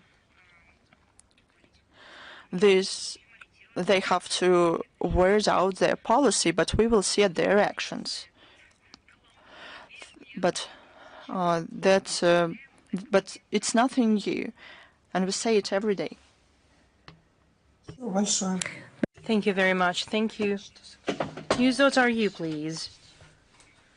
Hello, Ms. Zaharova. News.ru. Here, Pavel Vorobyov. We have two questions for you. The first question is about the new department of the Russian MFA. Sergei Lavrov has recently presented a new department for partnership with Africa. And while Russia expanding its ties with Africa, it diminishes its ties with the European countries. Is the ministry going to transfer diplomats working in Europe to Africa? I'm sorry, could you repeat that? Is the ministry going to gradually transfer diplomats working in Europe to Africa? Since you're our regular visitor and guest at our briefings and you have been listening to our comments and actions, and we have made comments with regard to the actions that are taken by our diplomatic service and actions that were taken by non-friendly states against our country. They have been closing consulate generals. They have been expelling diplomats. They have been making the work of Russian diplomats extremely dangerous on the territory of their countries. You probably remember that dozens and later hundreds of diplomats had to return to Russia, not because they were summoned by Russia, but because their work was blocked in those countries with the methods that I had listed earlier, methods that were taken against non-friendly countries, or should I say non-friendly regimes.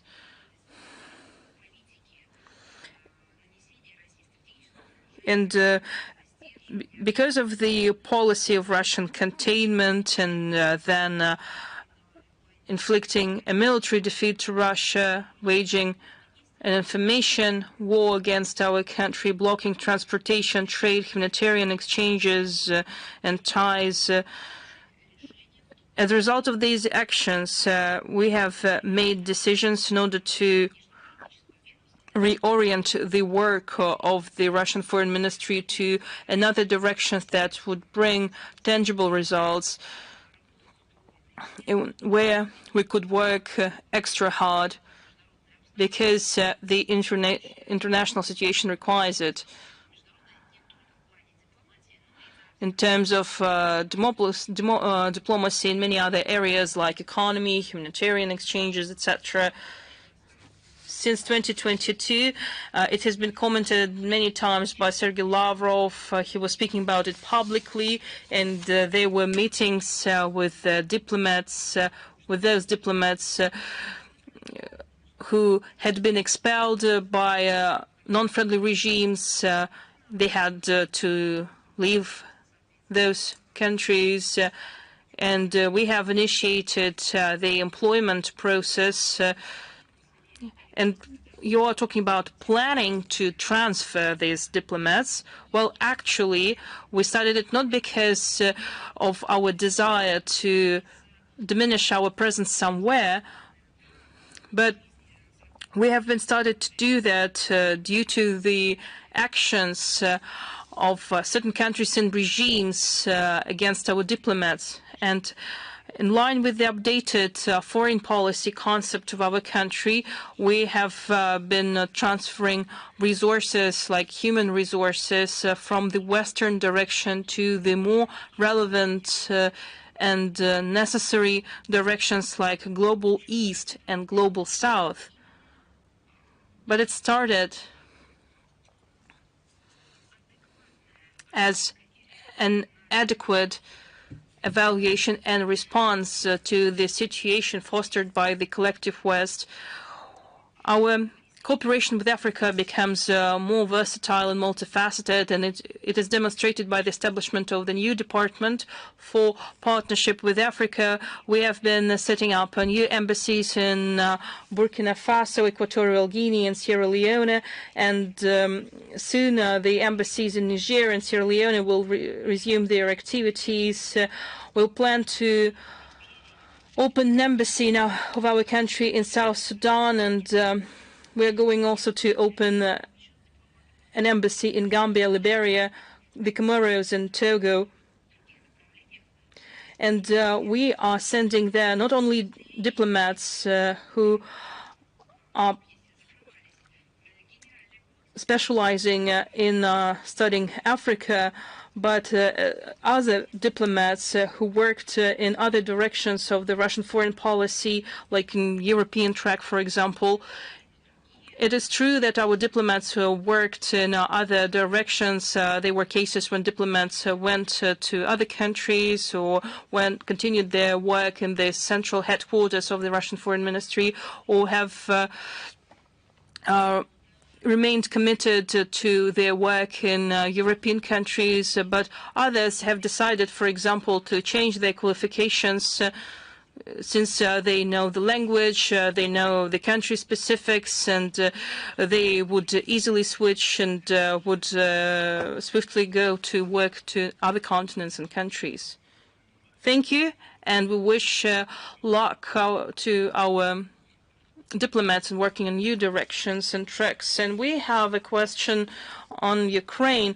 The Ukrainian ambassador in the United States claimed that Kiev is ready to discuss the holding of elections until the end of 2025 if this issue will be initiated by the new U.S. administration. What's your position on that due to the current level of the sovereignty of the modern Ukraine? How these elections could be democratic if they depend on the will, mood, and decisions of another state? In my opinion, the Ukrainian ambassador has ashamed and embarrassed her own country. Probably she is trying to send an SOS signal to everyone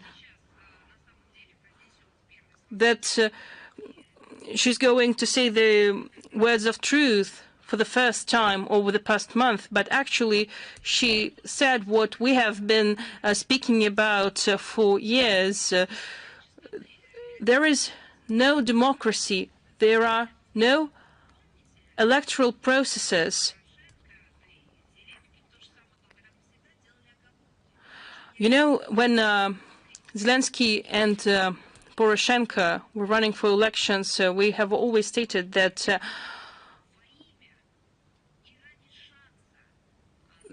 there are no democracy, and to ensure the peaceful coexistence of people in Ukraine, this process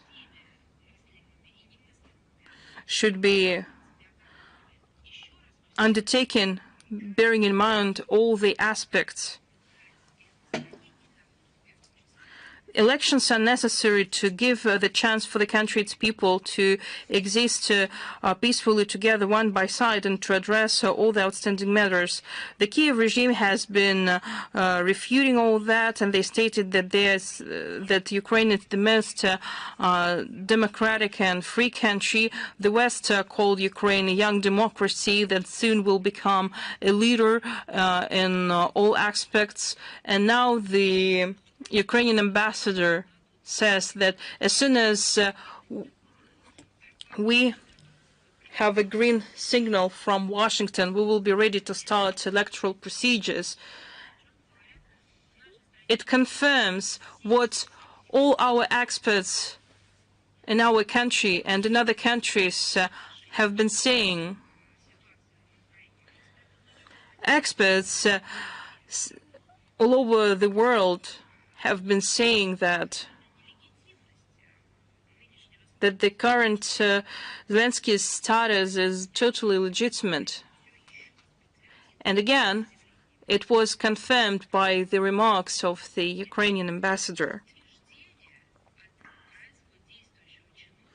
The Ukrainian official has just confirmed that Ukraine has no sovereignty in any area. This country doesn't have a legitimate president, and she has just confirmed it. Ukraine depends on the will of its Western masters, and Ukraine cannot even take its own decisions in the issues of the issue that characterize any nation. Well, if we speak about elections, just look at the electoral processes in Venezuela, in Georgia. It doesn't matter what international organizations are speaking for the West. What's important for the West is what they saw before the elections took place. They have pay attention to all the small details that are not necessary. And we hear Ukraine saying that they are waiting for the signal from Washington.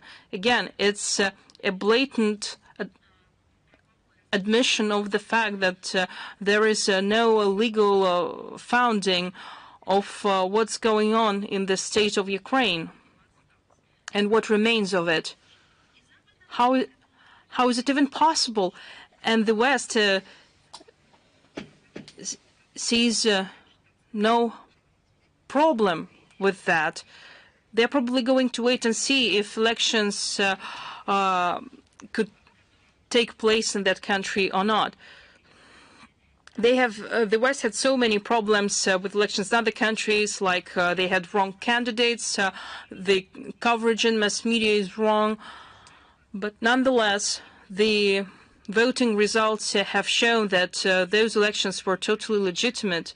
But here they are trying to link elections with the foreign structures who are going to dictate the will to the Ukrainians. Thank you for your commentary. China Media Group, please. Hello, Ms. Zakharova. Today and before that, you have quoted so many statements of Donald Trump, but there are so many of them that we have two questions. Less than 48 hours after Donald Trump signed a bill on tariffs on Canada and Mexico, U.S. President stated his decision to delay its implementation for 30 days that should be characterized as he has no clear plans for that, and at the same time Donald Trump didn't delay the rise in tariffs on goods from China. However, this increase was lower than expected. What's your position on that? I believe that all the experts have recognized that this is the tactic or strategy or style of the current Trump administration and its members. That's why I've been saying that we need to look for specific steps taken by them.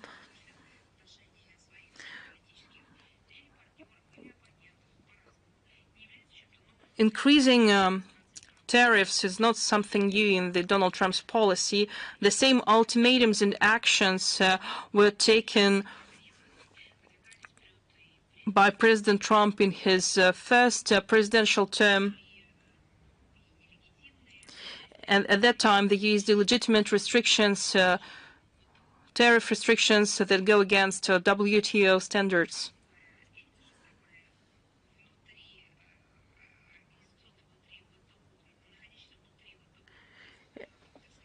And by the way, all these measures inside WTO were made up by the United States themselves, and now they go against what they've been imposing to everyone else in the past.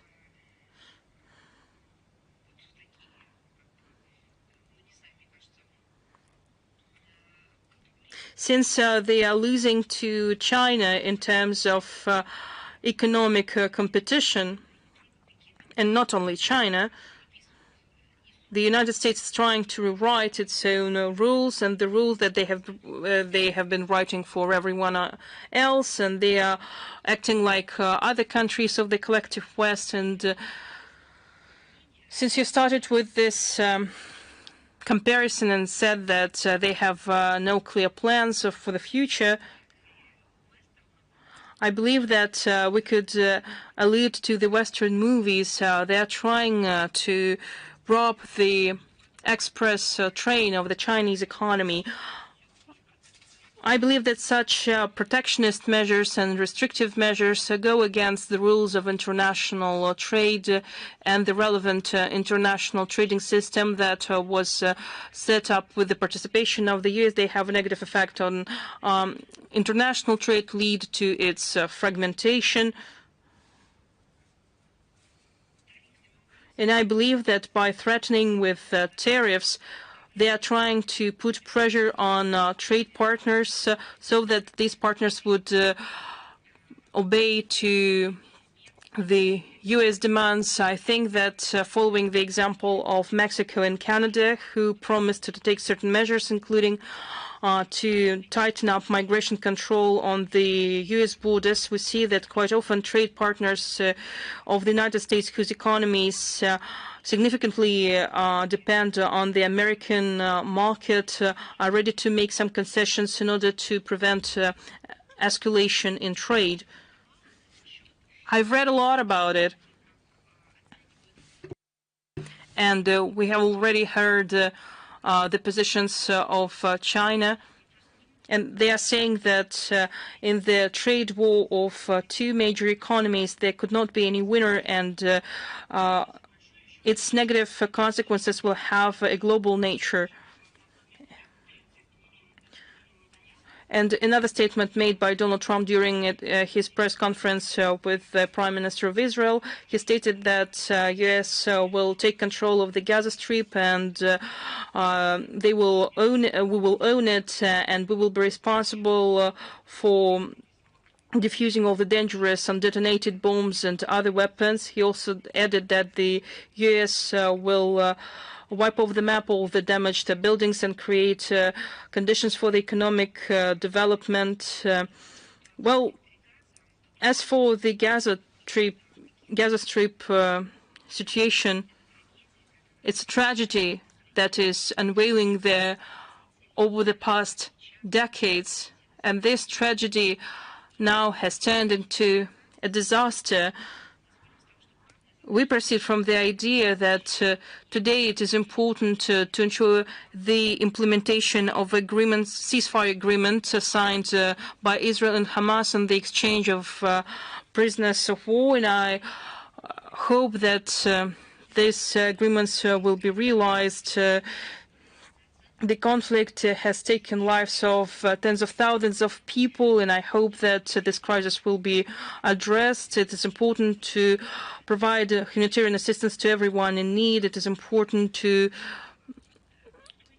ensure a lasting ceasefire, and I believe that addressing this objective is going to be a main and central objective, and all international efforts should be aimed at that, including the efforts of all parties involved in the crisis, and to create proper conditions for the full-fledged settlement of the Palestinian issue. We believe that any speculations or statements of a populist nature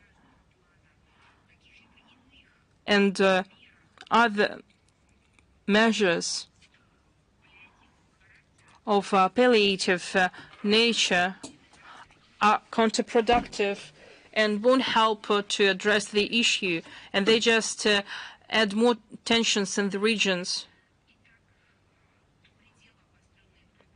and exacerbate the existing problems. Russia, in its part, as we have stated many times, is ready, together with other responsible members of the international community, to take the most active part in overcoming the effects of the conflict in Gaza and at large, to find ways to achieve a mutually acceptable, comprehensive, and lasting settlement of the Palestinian issue. Thank you.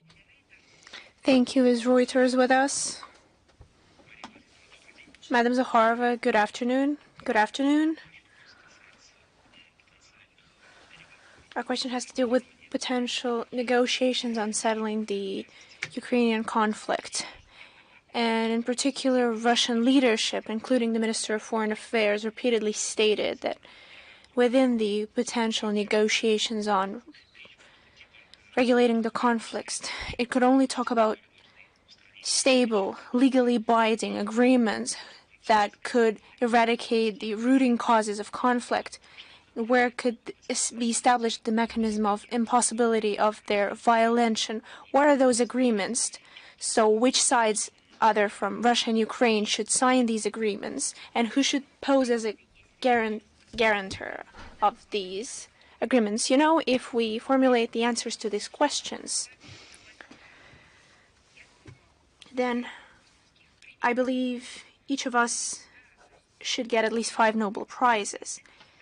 Because yes, of course, these are the questions on the international agenda, but let's try to look in detail on what could be possible in the format of our communication. Russia repeatedly stated its readiness for negotiations. And you see, this is a diplomatically political approach to settling crises, including the Ukrainian one.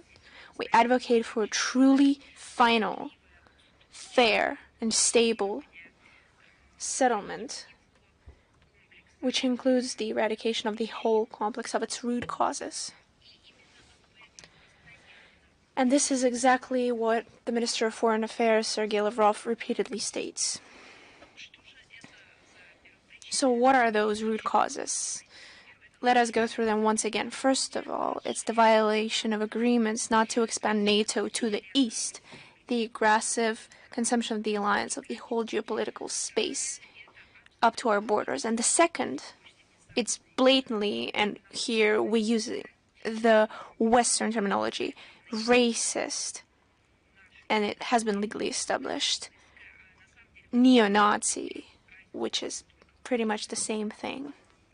The only difference is the matter of habit, which were disclosure, but it's the segregation of people based on their nationality in order to humiliate them or even destroy them. So these racist, or as we say, neo-Nazi actions of the Kiev regime after the coup d'etat of 2014 to deliberately, consciously, targetedly planned destruction of anything Russian, the language, the mass media, culture, history, traditions, religion, and here I mean the canonical Orthodox Church, and of course Then it came to the eradication of people, and the temporary peace or the so-called freezing of the conflicts are unacceptable because they will continue to be used by the West, by the collective West, by its different representatives in order to reinforce their military potential of the Kiev regime and, of course, any efforts of an armed revenge.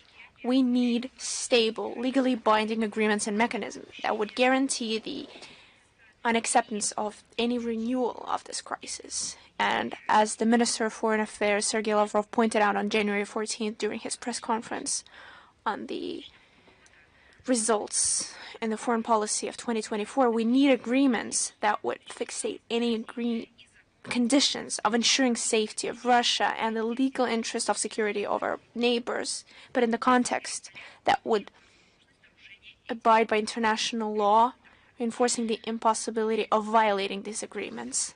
Is there a basis for this? Of course. It's all the workings that have been agreed upon in the spring of 2022 during different rounds of Russian-Ukrainian negotiations in Belarus and Turkey, which oversaw neutral, out-of-bloc and nuclear-free status of Ukraine, its demilitarization and denazification, as well as the prohibition of placing of foreign troops and bases on the Ukrainian territory, and all the positions that have been voiced by the President of the Russian Federation, Vladimir Putin, when he addressed Minister of Foreign Affairs in the June of 2024. I'd like to recall that during the negotiations of 2022, he had plans that the guarantors of these agreement, and I'd like to draw your attention once again so that the mass media and your colleagues understand this perfectly. This was during the negotiations of 2022. It was planned that the guarantors of this agreement would be the permanent members of the UN Security Council, including Germany, Israel, Italy, Canada, Poland, and Turkey. And this list changed constantly. As for the perspective of future possible agreements and who exactly was posed as the guarantors of those peace, we will see of the after new peace negotiations if they are to take place. Right now, I can't give you any more details. It's difficult to oversee. Thank you very much. Thank you very much. Is Bolt News with us? Good afternoon, Madam Zakharova. In Estonia, as you know, they're trying to pass over the Orthodox Church in Constantinople to tear it apart from Russia. And in Latvia, the elderly Russians are made to pass the Latvian test, threatening deportation. So they're trying to limit the right for religious beliefs, masking it under the issues of security. So could Russian Federation get the support from the UN in order to denounce Baltic authorities in their policy of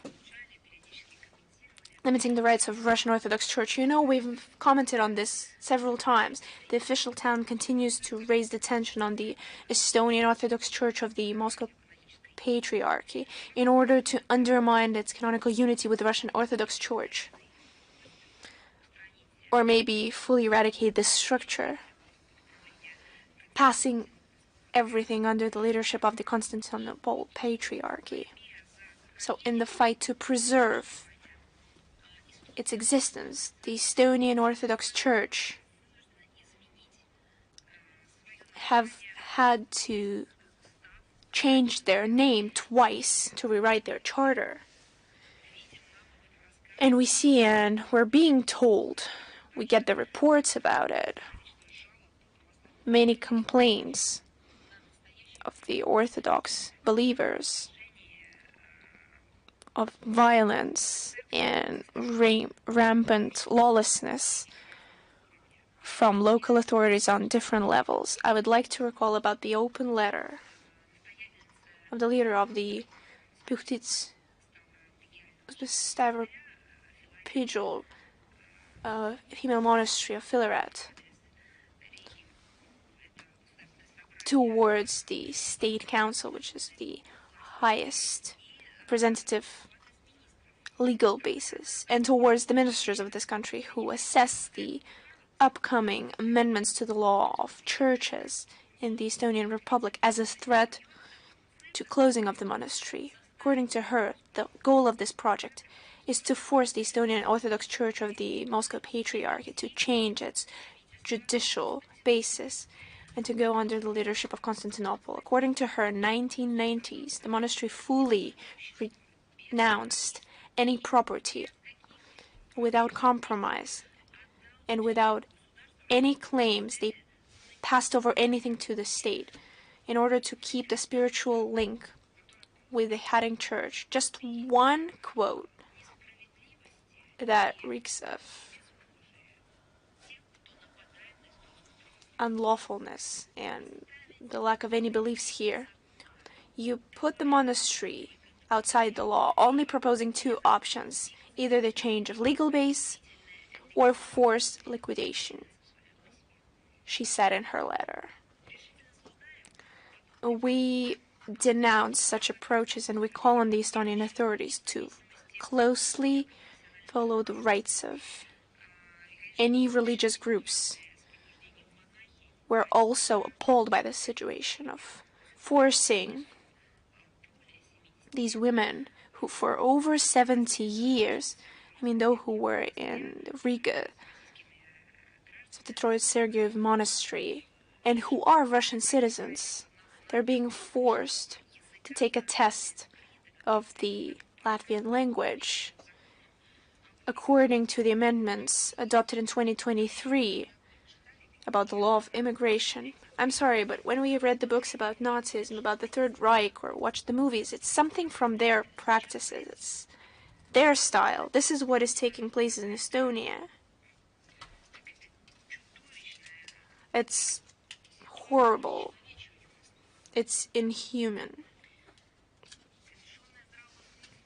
There is no common sense, and it's shameful practice, supposedly necessary as their fight against threats to security of those countries, in particular Latvia. It's not a fight against threats. Is this 70-year-old woman a threat to Latvia? These women who are 70 years and older,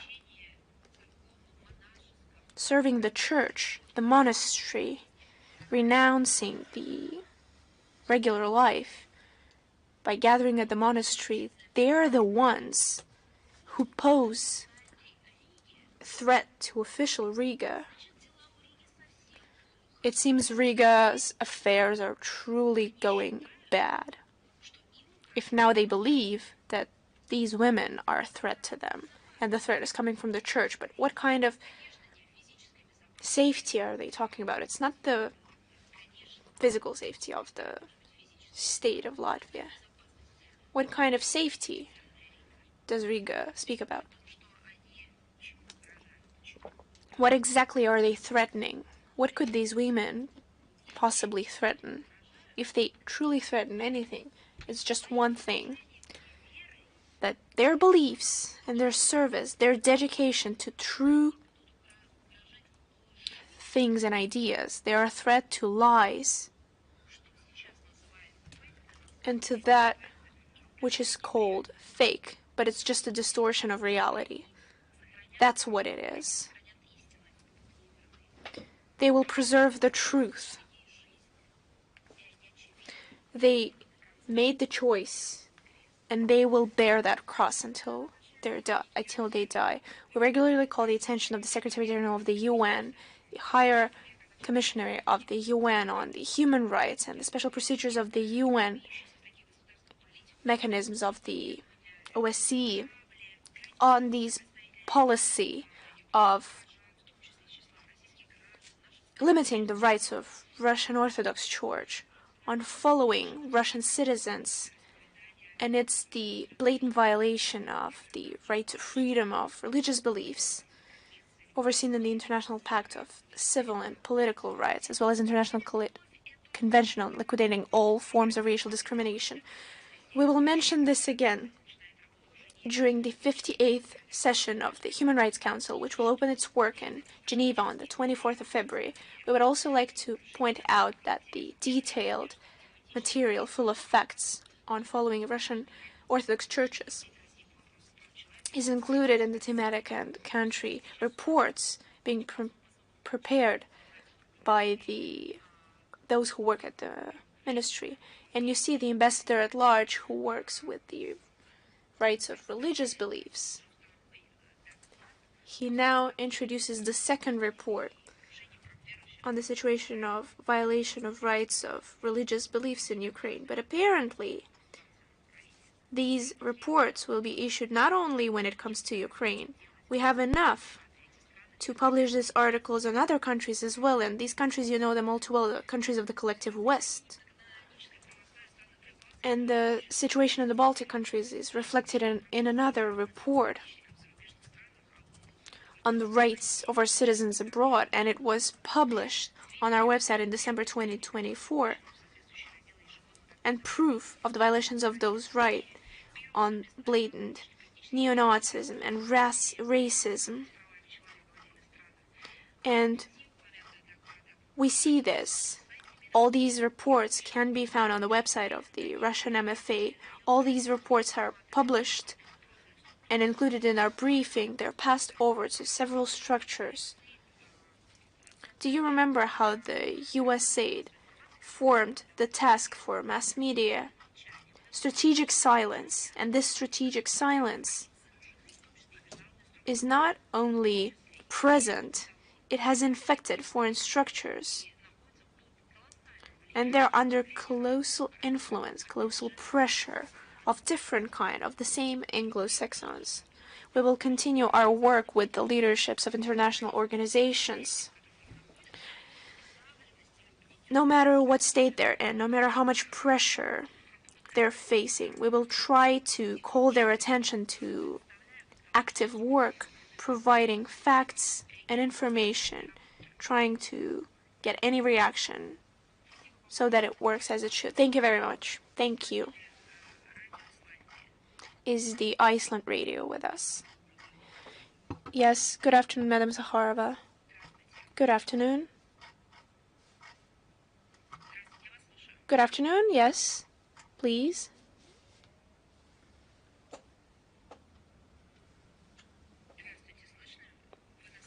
Good afternoon, can you hear us?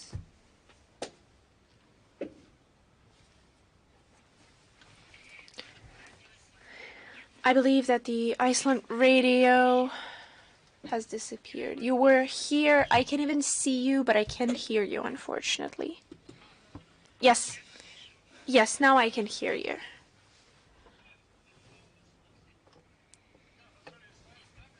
I would like to congratulate you on the holiday, but, well, the holiday is only coming up.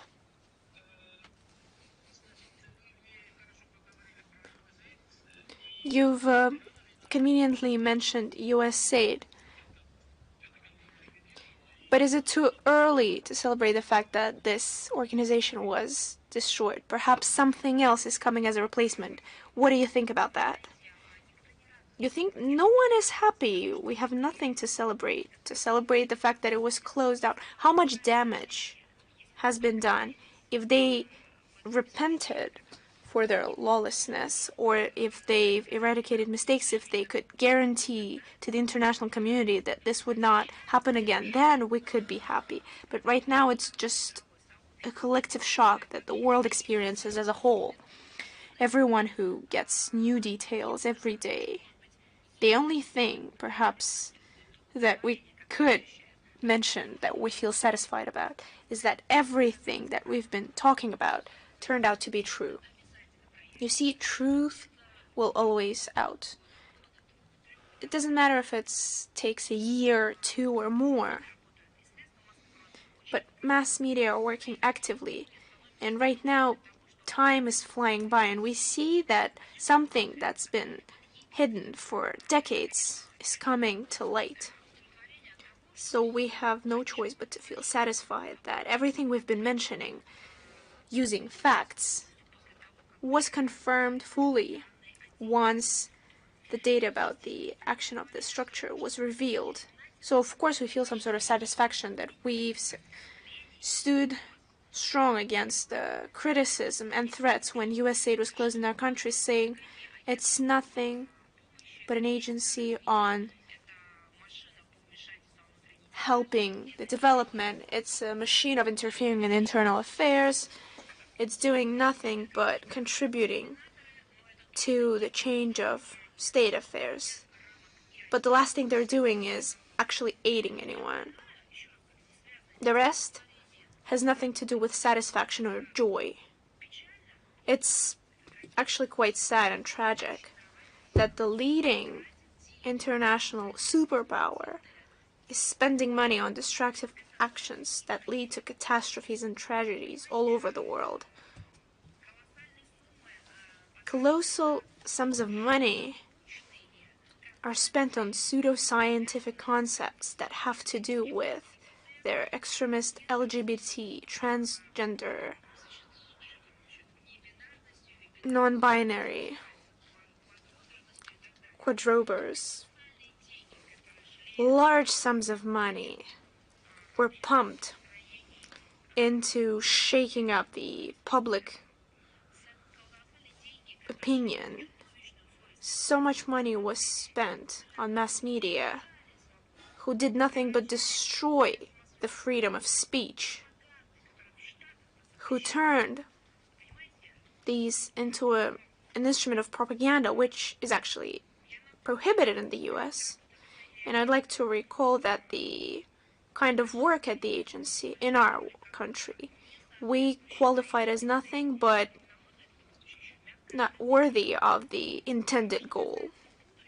As for the future of this agency, I believe that one way or another, it's going to be very difficult, not only to the United States, but to the countries of the collective West to renounce the mentality of interfering in internal affairs, because then they have to renounce as a whole the concept of their dominance, of their exclusiveness, of enslaving other countries, of using their resources, of this kind of relationship as a colonial power and their colonies. And USAID is nothing but a consequence of this ideology being used in practice. Okay. I would like to talk about Asia. I recently came back from trips to Laos and Myanmar. I would like to learn more about Russia-Myanmar relations. What are perspectives of cooperation with the current military government there? What does Russian officials what's the official stance of the Russia towards this country? Our countries are tied by relations of friendship and cooperation for more than 75 years. We have similar approaches to many relevant issues in the international and regional agenda. We both share our vision about multiple world order based on cultural and civilizational diversity, sovereign right of every country to determine their path of development. As to the internal political situation in Myanmar, we support the principle of non-interference into the internal affairs. We are convinced that the situation can be settled through the efforts of people of Myanmar and international help. First of all, through ASEAN, can play on the supporting role. All sanctions and attempts to isolate this country with financing, military and technical support to the radical opposition are counterproductive and won't bring peace to the country. Thank you very much. Thanks to you. Is Lenta with us? Yes, good afternoon, Madam Zakharova. We have the following question. Recently, President of Poland said that Warsaw should be invited to the table of negotiations on Ukraine, and the presence of Poland would be in the interest of Ukraine. What does Moscow think about the possibility to invite other countries to the negotiating table? Is Warsaw's presence admissible? I partly answered your question when I talked to your colleague from the Chinese Media Corporation. You know what is interesting? You cite President of Poland, Duda. He said that Warsaw should be invited to the negotiating table about Ukraine. But is it the same Warsaw and the same Duda who talk that there's no place for negotiations, everything should be settled through force? Do I understand it correctly? Is it the same official Warsaw and the very same president of Poland who supplied arms to the Kiev regime and who worked to escalate the crisis? Do I understand it correctly? And now they are talking about negotiating table.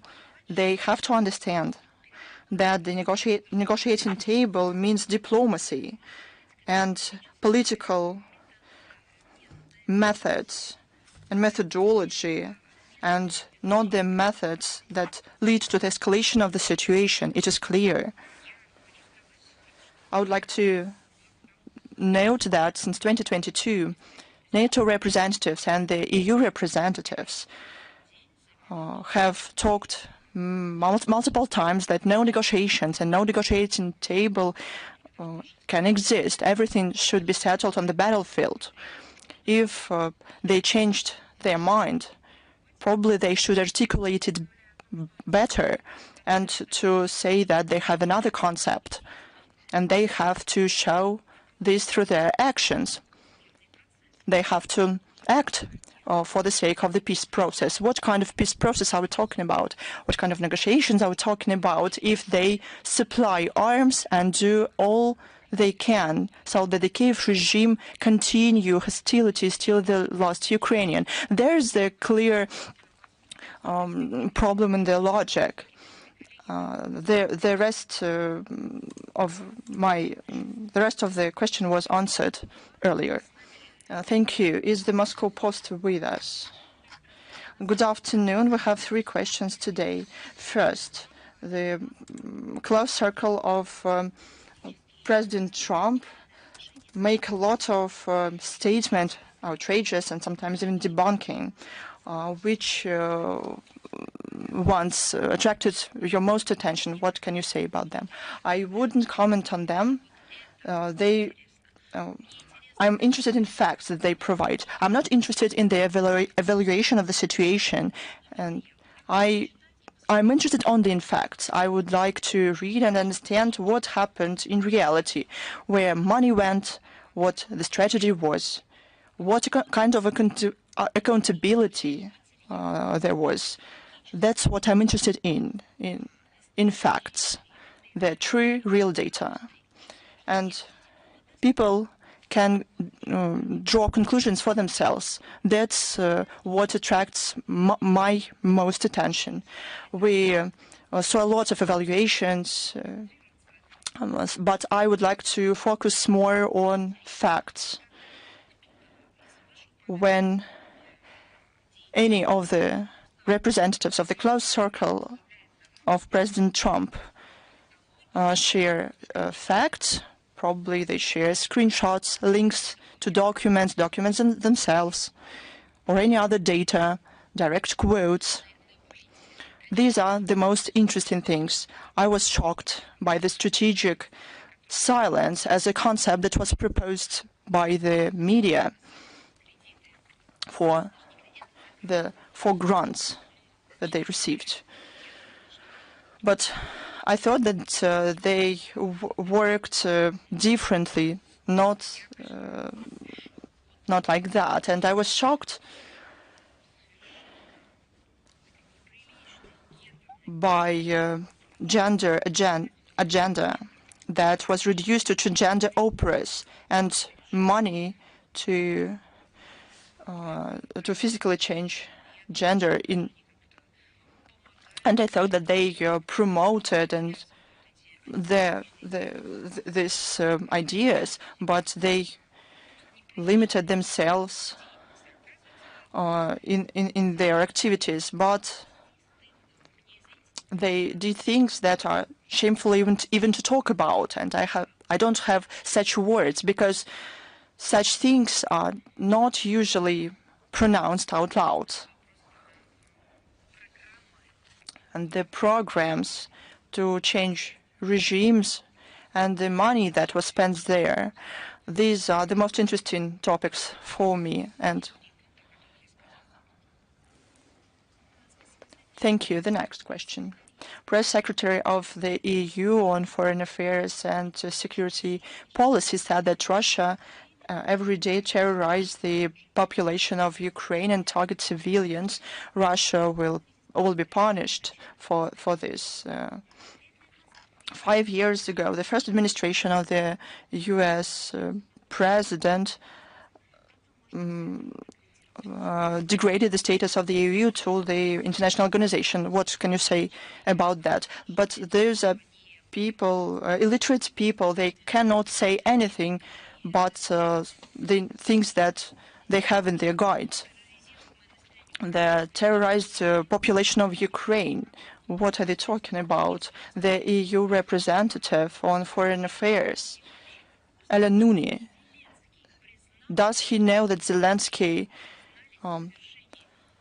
recognized that they were planned assassinations and killings of civilians in our country? I mean civilians, not even military people. And these representatives, does he know that for decades the Meritorious website have existed for years, and other prohibited organizations and websites, they contain information about people that must be killed from the point of view of the Kiev regime? Do you know about the number of terror attacks that committed by Kiev? And they publicly take responsibility for them. They openly tell about how they kill Russian people. Do the European representatives see this? Do they even look at it? We regularly inform people about the terror attacks, but this representative, did he see these photos during the briefing that took place a week ago? How journalists listened to what I talked about in terror. They were in tears. I heard experts who shared information, and these are people who deal with dead bodies, but they couldn't be calm while talking about what they found out in the city of Ruskaya Porечье. All the acts that Ukrainians commit, are they going to be commented on by the European representatives, or are they going to continue to forget about it? But we will continue to inform you about atrocities committed by Ukrainians. That's why we call these people Ukrainian clique. You had one more question, if I'm not mistaken. Yes, about the Trump administration. It degraded the EU to the international organization. Well, it's something that Washington has felt for a long time about Western Europe and the EU. These are their real emotions about those who lost their sovereignty, because the level of this in the EU cannot be commented on. And just to there's no point to depict it, and our president said and warned Western Europeans that they are losing their sovereignty and even their own dignity. They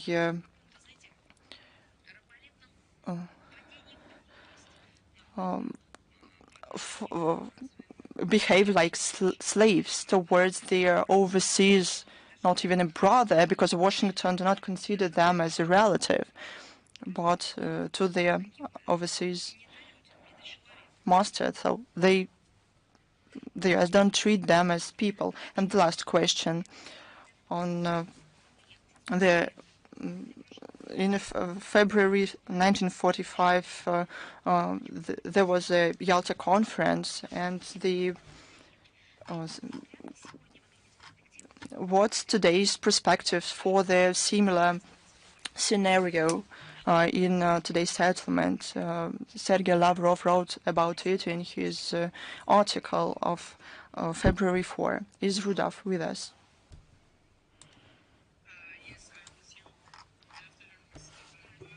Hopefully everything is good with you. I'm Niaz Mustafa, and I have two questions. My first question is related to Syria, which is we saw that last month a delegation from Russia went to Syria, and you had some discussions as well.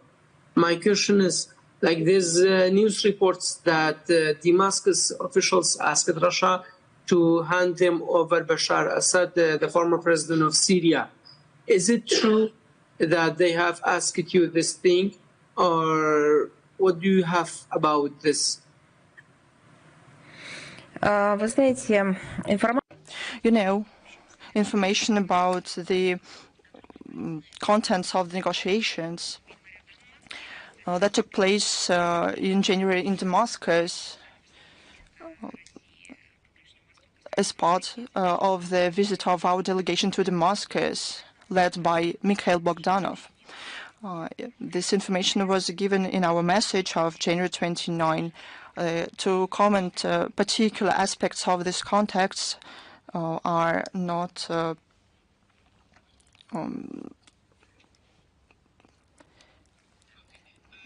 important in our view. Okay. My second question is, are you supporting the decentralized government in Syria in a way that Kurdish and Druzes have their own administration? And what do you have for the next government of Syria? How should it be? Our stance in this regard is clear. We said it multiple times. We proceed from the fact that this concerns the internal policy of the country, and Syrians themselves should determine their own fate within their own internal dialogue, but they have to ensure interests of all ethnic and confessional groups, including Kurds, Druzes, and they also have to respect the fundamental principles of territorial integrity and sovereignty of Syria. Thanks a lot. Have a nice day. Спасибо вам тоже. Good day to you too. Is the Caucasus newsletters with us? The Iranian ambassador to Russia announced that Russia and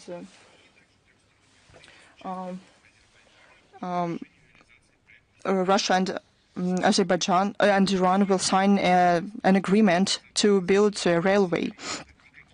How does Russia evaluate perspectives to launch the western part of the transport corridor north-south? What questions are going to be discussed during the trilateral meeting? The development of the international transport corridor north-south was a central topic of negotiations between presidents of Russia and Iran in Moscow on January 17th. I think that you saw the text of the agreement that was signed at a high level about comprehensive strategic partnership between our countries. This issue was given special attention there. Our priority is to create a smooth railway logistics on the western part of the corridor. This will be possible after the part between the cities of Resht and Astara of 172 kilometers is built. The intergovernmental agreement providing export loan for these purposes was signed in Tehran on May 17, 2023. We note aspirations of all three countries of the intergovernmental agreement about the corridor to achieve these goals and to expand the potential of the corridor. This route was launched and operates. The flow is growing from year to year, and the full-scale building up of this route is an item in the agenda, and we want to create comfortable conditions for our suppliers. Is Anadolu with us? Yes. Good afternoon, Madam Zakharova. We have a question about the Middle East. Minister of Sport and Culture of Israel said that Israel won't let Hamas to retain control over Gaza, even if the deal on exchange of hostages is violated. What do you have to say about it in light on the start of the first phase on the ceasefire in Gaza? I recently talked about it while giving an answer to one of the previous questions. I have nothing to add. Every state has a government. Each government is formed differently in various countries. There are coalition governments, governments of one party. Various governments has ministers with other mandates and political views on internal and external political processes. We believe that our priority are the statements of the leadership of the country, as well as the leader of MFA of the country. In this case, we can talk about it in detail. It doesn't mean that other members of the government of other countries cannot or must not have their own point of views. No, but for us, signals and counterparts are the main source. Thank you. Is Almaydin with us? Hello. I think you already answered my question already.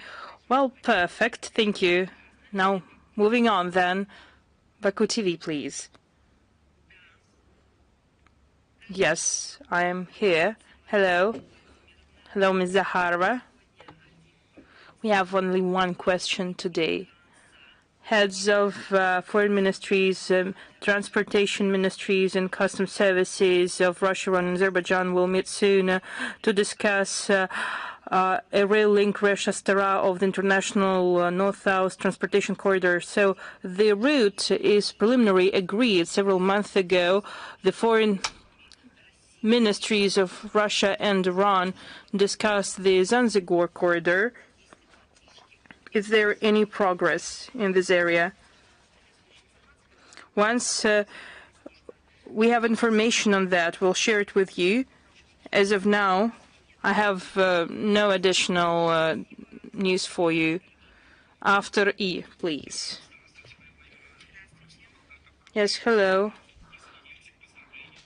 I would like to join the kind words of celebration on the Diplomats' Day. If you remember, I asked the question about European documents where they remove corruption with the different synonyms. Were you able to look into the question? Yes. I have looked at the statistics, figures, and phrases themselves, and it seems that new White House administration wants to address disparity in mutual trade with EU countries that actually has been to the EU's advantage. If we look at the 11th month of 2024, more than $180 billion, which is more than the similar period of 2023. For Americans, it is a proof that EU is trading with the US in not fair way, as Americans say, but Americans don't mention that the trade, when you look at the trade and services, the situation is different, and the trade and services is to the US advantage. It is clear that additional restrictions on EU goods will have negative consequences for European manufacturers, but at the same time we see that the EU economy is struggling. There is a slow GDP growth. According to Eurostat 2024, it was 0.9%. The industrial production since 2023 is lowering.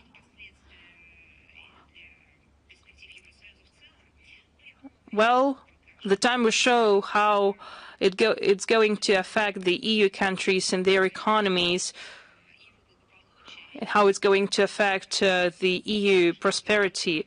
But I believe that's not what Washington is interested in. Washington has a pragmatic approach. Their trade relations with the EU are not equal, and I believe you are talking about the use of different words, and they just have no time to use the proper wording. They just want to write what they think. But sometimes we believe that their ears are clogged with wax, and they have prohibited the majority of people to listen to and to understand. It is clear to everyone that EU interests are not going to be taken into account by Washington. Washington is not Russia that has always been advocating for equality and respect. Relations with Washington are different. They were trying to hide it, to disguise it, but now they are showing their true colors.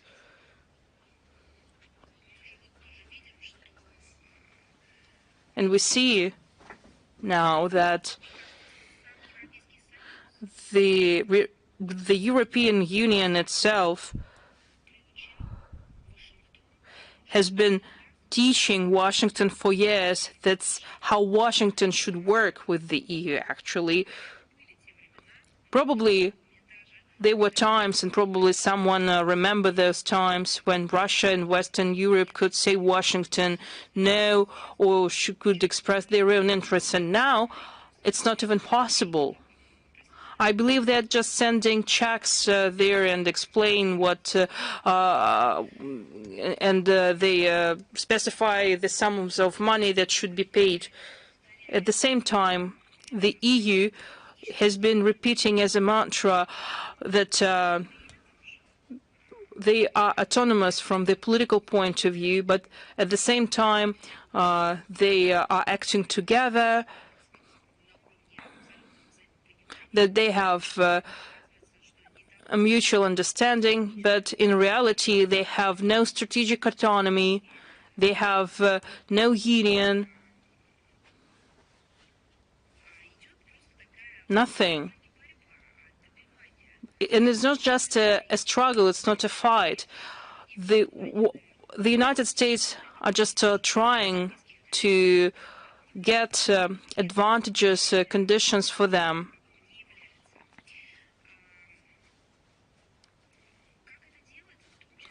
How are they doing that?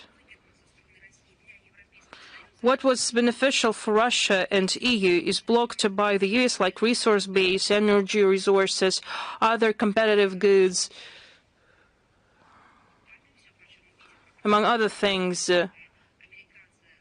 We see what Americans are doing with China on the European market by obstructing the imports of Chinese goods. They want to prevent the normal trading relationships between Europe and China. They won't allow it. There are so many examples to give. We believe that the EU is becoming increasingly dependent on the United States, but yet they prefer not to speak about it. The bilateral trade between Russia and the EU has decreased, and we reoriented our trade to friendly countries, and transatlantic trade wars pose no threat to our country. At the same time, uncontrollable use of tariffs and use of economic leverages to attain on geopolitical goals, ignoring the rules of international trade adopted by the WTO, as I've told you already and I have said many times, is fraught with high risks for the global economy.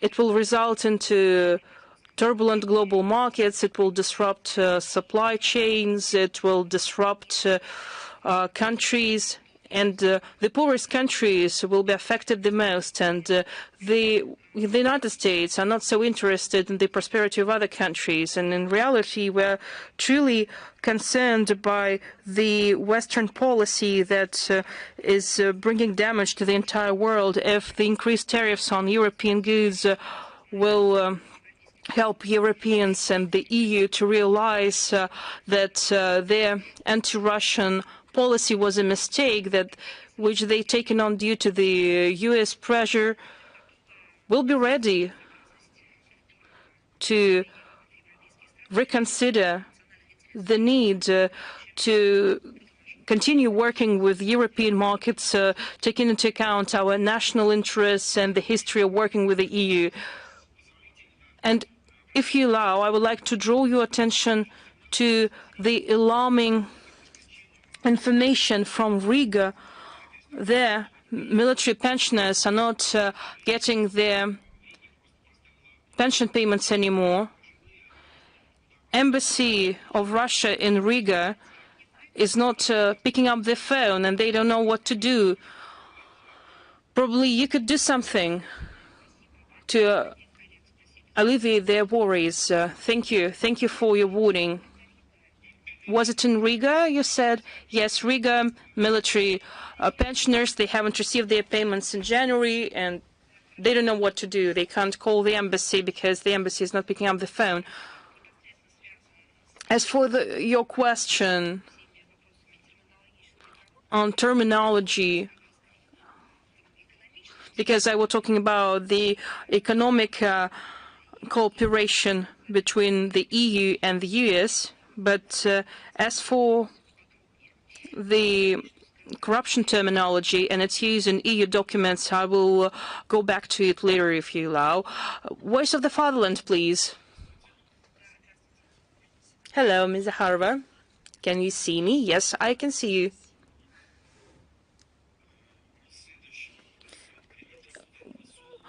there is an ambassador at large in the Russian Foreign Ministry that is responsible for covering war crimes committed by the Kiev regime, and that the ministry have an ambassador at large that will be responsible for covering war crimes committed by NATO and Western regimes. You know, in our departments we have special sections like section of NATO, section related to the US policy. In the past, they were responsible for developing relations with our country, but due to the recent policy of both NATO and the United States, our relations have narrowed, have almost disappeared. They go through the process. They have went through the process of elimination, I should say. They are taking actions against our country. We have the relevant departments responsible for working with NATO and US. We're talking about war crimes committed by the Kiev regime because we're talking about acts of terrorism, murders, violent acts, cyber attacks. And we have highlighted what the Kiev regime has been doing by appointing Ambassador at Large, Mr. Miroshnik. And again, as for NATO and the United States, we have the relevant departments responsible for that. Sergei Naryshkin offered to discuss the issue of legitimacy of Ukrainian territories. What do you think about it? Well, if Mr. Naryshkin said it, well, it means that we need to discuss it. Are you ready to take part in the discussions? Is Russia interested?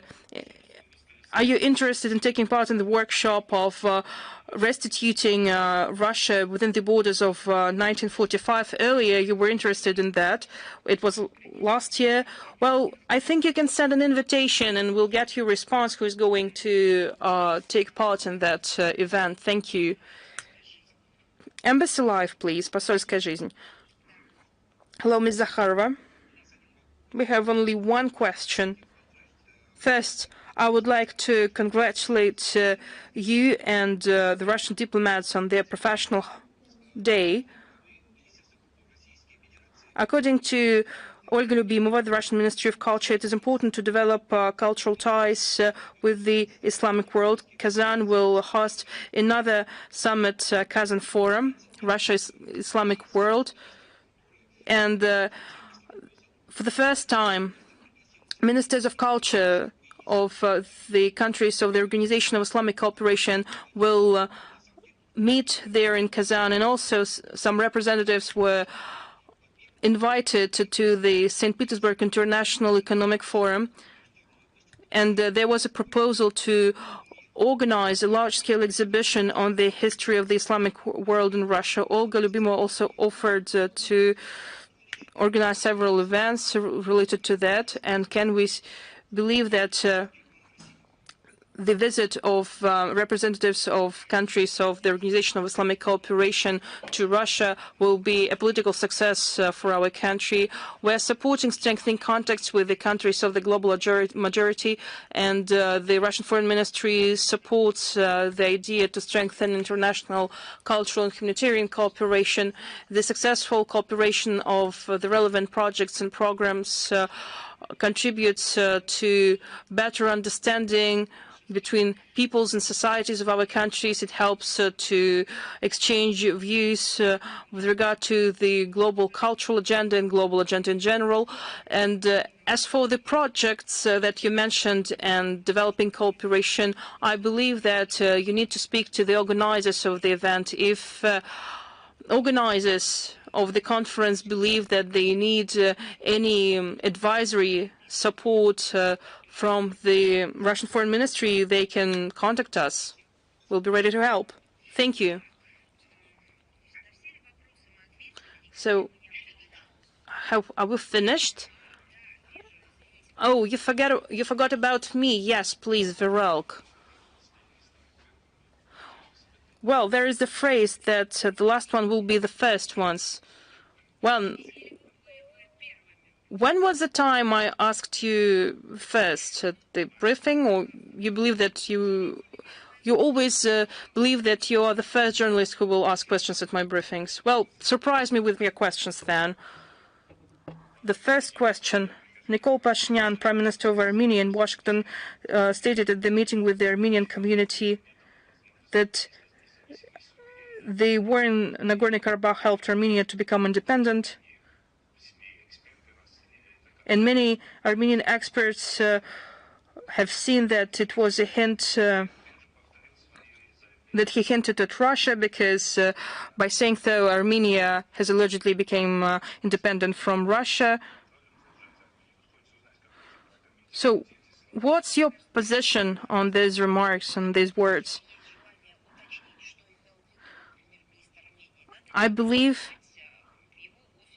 I think you should send your questions to the office of Nikol Pashinyan and to him personally to understand what he meant by that, because I don't know what he meant by saying that. Second part of your question on genocide of Armenians, you know, to be true, I never expected then there would be another position to that issue as part of the official position of the Armenian government. I have never thought that this consolidated position that has been formulated for years will be changed, will be revised by the Armenian community. Well, you can hear the statements that have been made recently in Davos, but it's not the questions that should be raised, should be referred to us. Again, our position has been formulated in the statement made by the State Duma that we have been referring to and invoking for years. I don't know. I will express my personal point of view because I tried to fact-check the statements made in Davos. Our position has been formulated and it was changed. Thank you. And the second question. Recently, one of the leading Azerbaijani TV channels published a report where they accused Russia, which supposedly in 1920 interfered in the territory of Azerbaijan and gave the region Zangezur to Armenia. And that Azerbaijani have not forgotten not only Zangezur, but given to Russia the historical territories of Azerbaijan.